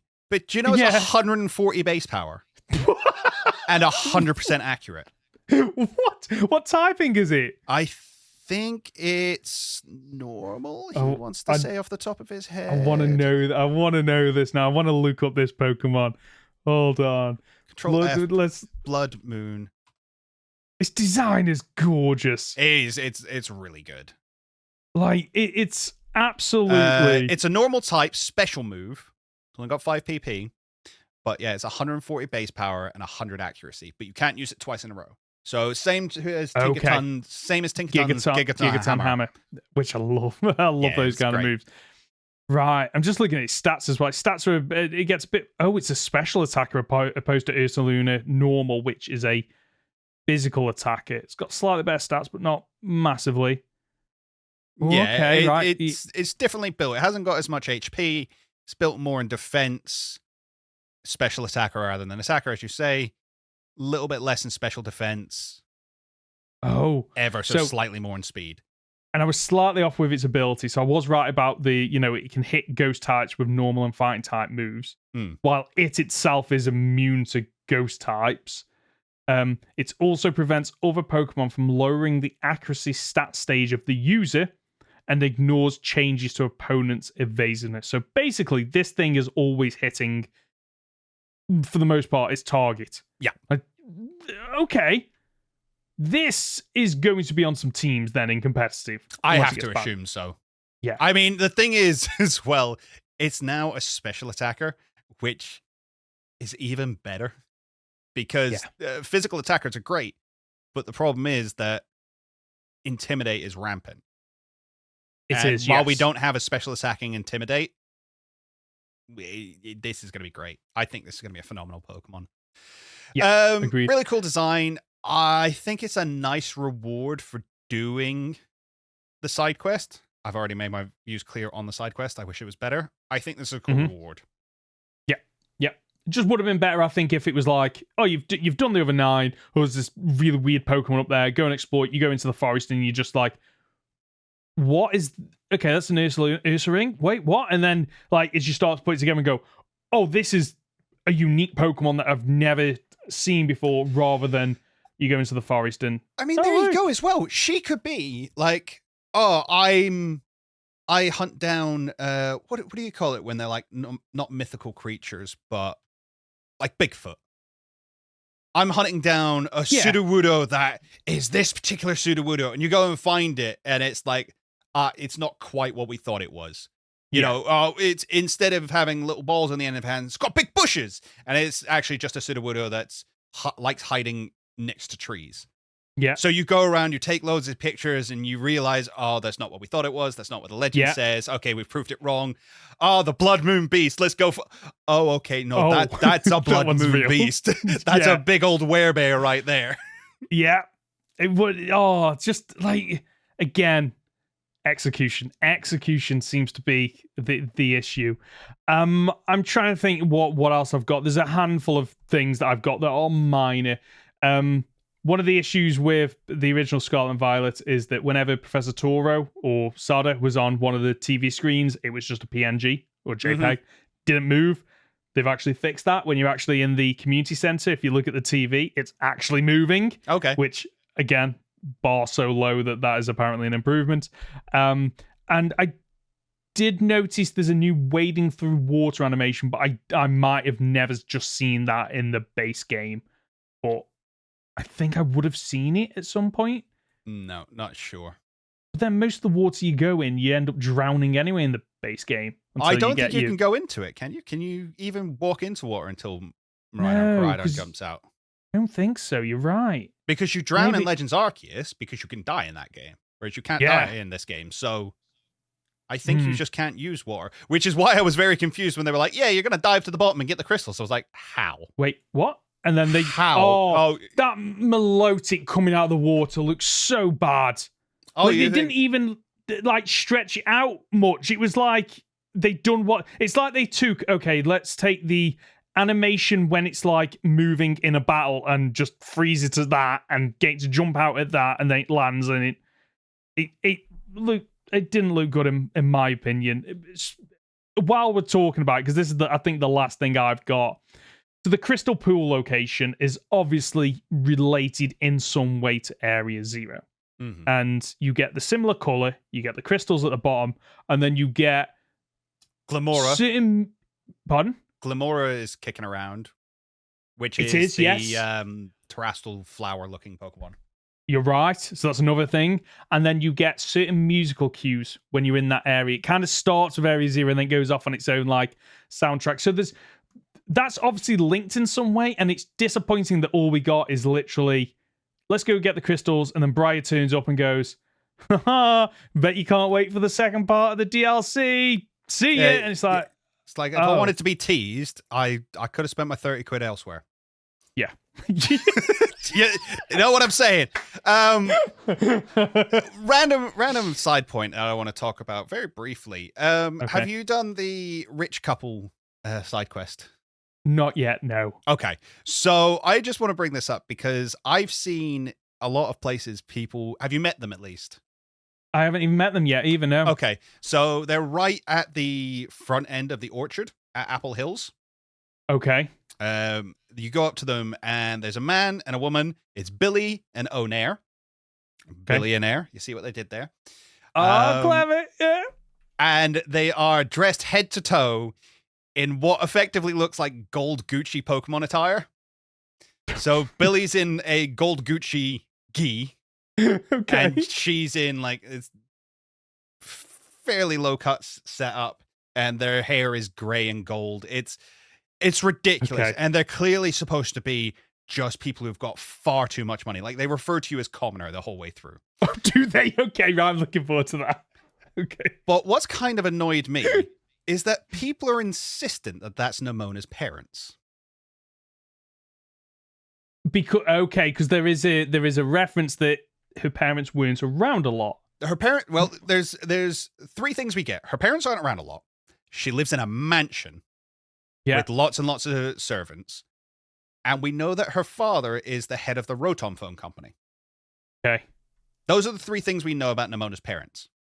These people are rich, from Paldea, and as far as I can tell, that's what people are going off of. And it really upsets me because she says at some point that she's the CEO of Paldea Realty. And then says later on during because again, I sat there and watched all of this because I'm really diving in deep to these games to find anything I can.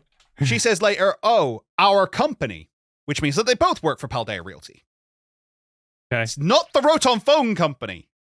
And it's one of those things where I looked into where this information has come from, because it's everywhere. If you search Nemona's parents, if you search Glitterati, if you search Billy and Onair, it's like, oh, it's Nemona's parents. It's the first thing. Like I literally, yeah, you've just searched it, and it's the first thing is literally a video. Like I've put nothing about Nemona. I've literally put Pokemon the Teal Mask Rich Quest, and the first hit is a video that says secret side quest where to find Nemona's parents. Like, what? And I'm fairly certain this has come from a leak. I think it's because a leaker found them and was like, okay, here's Nemona's parents. Right. And everybody's accepted it as fact. I don't think it's fact. I do not think they're Nemona's parents. Especially, and I put a tweet out about this. We see Perrin, who is quite clearly supposed to be a descendant of Adaman. She's got the Hisui connection. She's got the Growlithe. She's got Leafeon is her ace. And she's got the hair. Mm-hmm. We know, we've seen Legends Arceus. We know that parents and ancestors share genetic traits to the freaking hair color. Yeah. They look nothing like Nemona. I don't buy it. I don't buy that that's her parents. Like, I can understand if one of them had green hair, because Nemona has that green streak in her hair, doesn't she? That's what you'd have to include for me to be like, yeah, that's her parents. Yeah, like, fair enough. Yeah, okay. Or even, I'd buy that they dyed the green parts of their hair gold because they just like gold because they're those kind of people. But they set up that, no, she's the head of Paldea Realty and he works for her. Anyway. That's me taking issue with the fan base. Anyway. As we do. Anything else that you want to cover on the Teal Mask before we wrap up? Ogerpon's design is disgusting. I hate its face. Yeah, it was weird seeing it without the mask. I thought we were going to get it's wearing the mask throughout the entire thing. I don't think it's as cute as it's meant to be, and it has a weird star butt. I didn't notice that. Right? Yeah, it's got a star butt. I don't like its face. And I really don't like the fact that his legs look like they've been chopped in half. Yeah, it looks... Yeah. Because they're flat on the inside. I'm like, don't like that. Weird. And you know what the other weird thing was with that quest? Is at one point it's like, okay, the Ogerpon's going to follow you around. But I can hop on Miraidon and I'm just jumping all over the place. It disappears and it has that... It's obviously pops got out that, behind a rock. It's basically like wherever the camera isn't is where you know it's going to appear when you cycle the camera back. Mm-hmm. So it hasn't even got an animation to follow you down. It's just kind of, okay, let's just teleport it back. And I think that, you know what, actually, this is where I want to end it, is like, is Ogerpon myth or actually a thing that the villagers know about? Because it's implied both ways in the story of... Part of it makes it sound like, oh, Ogerpon was this mythical creature, just like the legendary trio, whatever they're called, and you know it's lost to myth. But then you've got elements of them going, yeah, don't go near the ogre's cave. Like, if you think the ogre's bad and it's got a cave, like, why aren't you doing something about it? Yeah, that's fair. Like, maybe because people do think it's myth. People think that it was a long, long time ago. And it was a long, long time ago from what we can tell. I don't think, again, a date is ever actually put on it. I think I've got it in my head that it was 100 years ago. And I don't know why. Mm. But Ogerpon kind of is just still alive. And the Loyal 3 just come back to life as soon as you're present. Yeah, life energy, apparently. It's actually never explained. They never give any reason for it. They're just like, you show up, I'm alive now. Not the first time you came here. So like, just at an arbitrary time that you came here. All you see is purple energy, and I honestly thought... Do you have the mask in your possession at that point? I think you've already left the mask, right? Yeah, you've left the mask. I can't remember. I don't know. See, maybe it's the mask that wakes them up.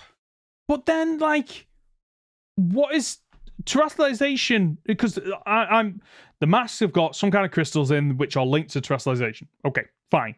They allow your Pokemon to terrestrialize. Fine. At no point is it stated that terrestrialization energy can bring people back from the dead. Otherwise, surely Arven's parents would still be around and we wouldn't have needed a robot. Yeah. I like, literally, you go to where basically their gravestone is, and it blows up. Purple energy shoots in the air, which I swear is just recycled from Dynamax and Gigantamax. I swear it's just a recycled version of that because it looks so similar to the point where that's where my head went. It was like, okay, there's something linked to Gen 8, and it's, oh no, the 3 Pokemon have somehow literally come back from the dead, and to it's nick a couple of never masks. explained. To nick a couple of masks and stand at the edge of the region. Never explained. They never do anything with them. We don't know why they want them. We don't know where they came from. How they knew about these masks in the first place. Because they're not naturally occurring. They were made. It says that so one of the cinematics you get is basically rumors spread, and these 3 Pokemon came because they wanted to steal them. And that literally the whole motivation is they just saw an idea to steal something, and that's it. Yeah, and then they come back out of spite. Yeah. I'd have forgiven it a bit if they came back as like ghost Pokemon. It's a thing. Like, ghosts are a thing in Pokemon. Like, I could be like, okay, I get that. Like, the fact that suddenly this mask is in close proximity, the ghost, like, finally we're going to get the mask back, and they raise from the dead. I could get behind that. And even the chains then become like, that's still their link to the ghostly realm. There you go. You know, it's the Ebenezer Scrooge Christmas Carol. It's the chains that bind them and things like that. You know, cool. Make them all ghost types instead of poison types, which I also think is a cop-out. I'm really upset that they sold us that we're going to get heroic poison types, and then went, nah, villains. Yeah. Can we have can we have a good poison type, please? Can we have a poison type that's just a good guy? And the thing that annoys me is Pheasantipity is fairy poison type, which I really like that typing because it's so rare. Yeah, it's a fly type and it's weak to ground. Yeah. It's but again, 3 typings aren't a thing. Toxic Chain, thankfully, isn't as broken as I thought it was going to be. Because I remember reading it and there was like, anytime you attack, it doesn't even have to make contact, you badly poison. And it's like, well, is that just a free toxic every time I attack? No, it's a chance. Yeah. Which is still really good. A chance to just toxic every time you attack is really good. Yeah. But not as good as I thought it was going to be. No. Anything you want to say just to close out the Teal Mask review? There's not a lot I want to say that I haven't already said. So yeah, just don't. If you're on the fence, well, if you're on the fence and you're still here, then you didn't care about spoilers, and fair play to you, because there's not a lot to spoil, really. No. Just wait. Just wait until it's finished. That's what's annoyed me is I bought the DLC to finish the game I already had because I don't think Scarlet and Violet is a full story. And this first part just again asks more questions than it answers. It doesn't offer me a complete story, and it doesn't complete the story that's already incomplete. So as somebody who came into it mainly focused on the story, it failed for me. I think the only thing I think I have to add is that, you know, the Isle of Armor kind of did it better, I think. But that's not to say the Isle of Armor was good, which is like, what's that say about this piece of DLC, unfortunately? I think if you're looking to spend money to get entertainment out of a game, I think there are, at the moment, way better games that you can get for an extra £10 that you will get, you know, a massive amount of time out of. I'm trying to think of the weird ways. No, you'll get a longer experience out of it. I mean, for value, your time per pound, time per dollar, hour per dollar. Again, I've been playing Baldur's Gate. I've sunk 60 hours into that game, and I'm now going into the 3rd act of it. Yeah. And that cost me £50. That you can't tell me this is 3/5 of Baldur's Gate. You just can't. And I know there'll be people screaming at me going, you can't compare games to Baldur's Gate. That's fine. It's all right for you to have that opinion. But that's the world we live in now, where you can spend £30 and get the Teal Mask, and sure, later Blueberry Academy or Indigo Disc, or you can save up for a little bit and get hundreds of hours worth of gameplay. Yeah. With an RPG which allows you to make choices that matter. Yep. Fair point. It's a fair point. But I'd like to know what other people think. We've got the links down below. If you're on YouTube, just leave a comment. But if you are listening on a podcast platform of your choosing, send us an email, tweet at us. I really want to know what other people think. Are we in agreement with our listeners? Are we completely at odds with them? You're allowed to enjoy it, by the way. Yes, we're never ever going to take away from you. We are here to share our opinions. If you got something out of this, more power to you. Yeah. But we can't sugarcoat our experience. Agreed. And before you go, we'd really appreciate it if you could leave a review on the podcast platform of your choice. Usually you just have to scroll down. You can just give us 5 stars and give us a humorous review that we can read out. And obviously, if you're on YouTube, leave a like. Conor, where can we find you? You can find me on my YouTube channel at Captain Fidget or on Twitter at CapFidget. Ben, you can find me as Professor Hoenn Gaming on YouTube and Professor Hoenn on Twitter. That's the show for this week. If you've gotten this far, you're just a top dollar, aren't you? We'll be back next Friday for another week of Pokemon podcast content. See ya.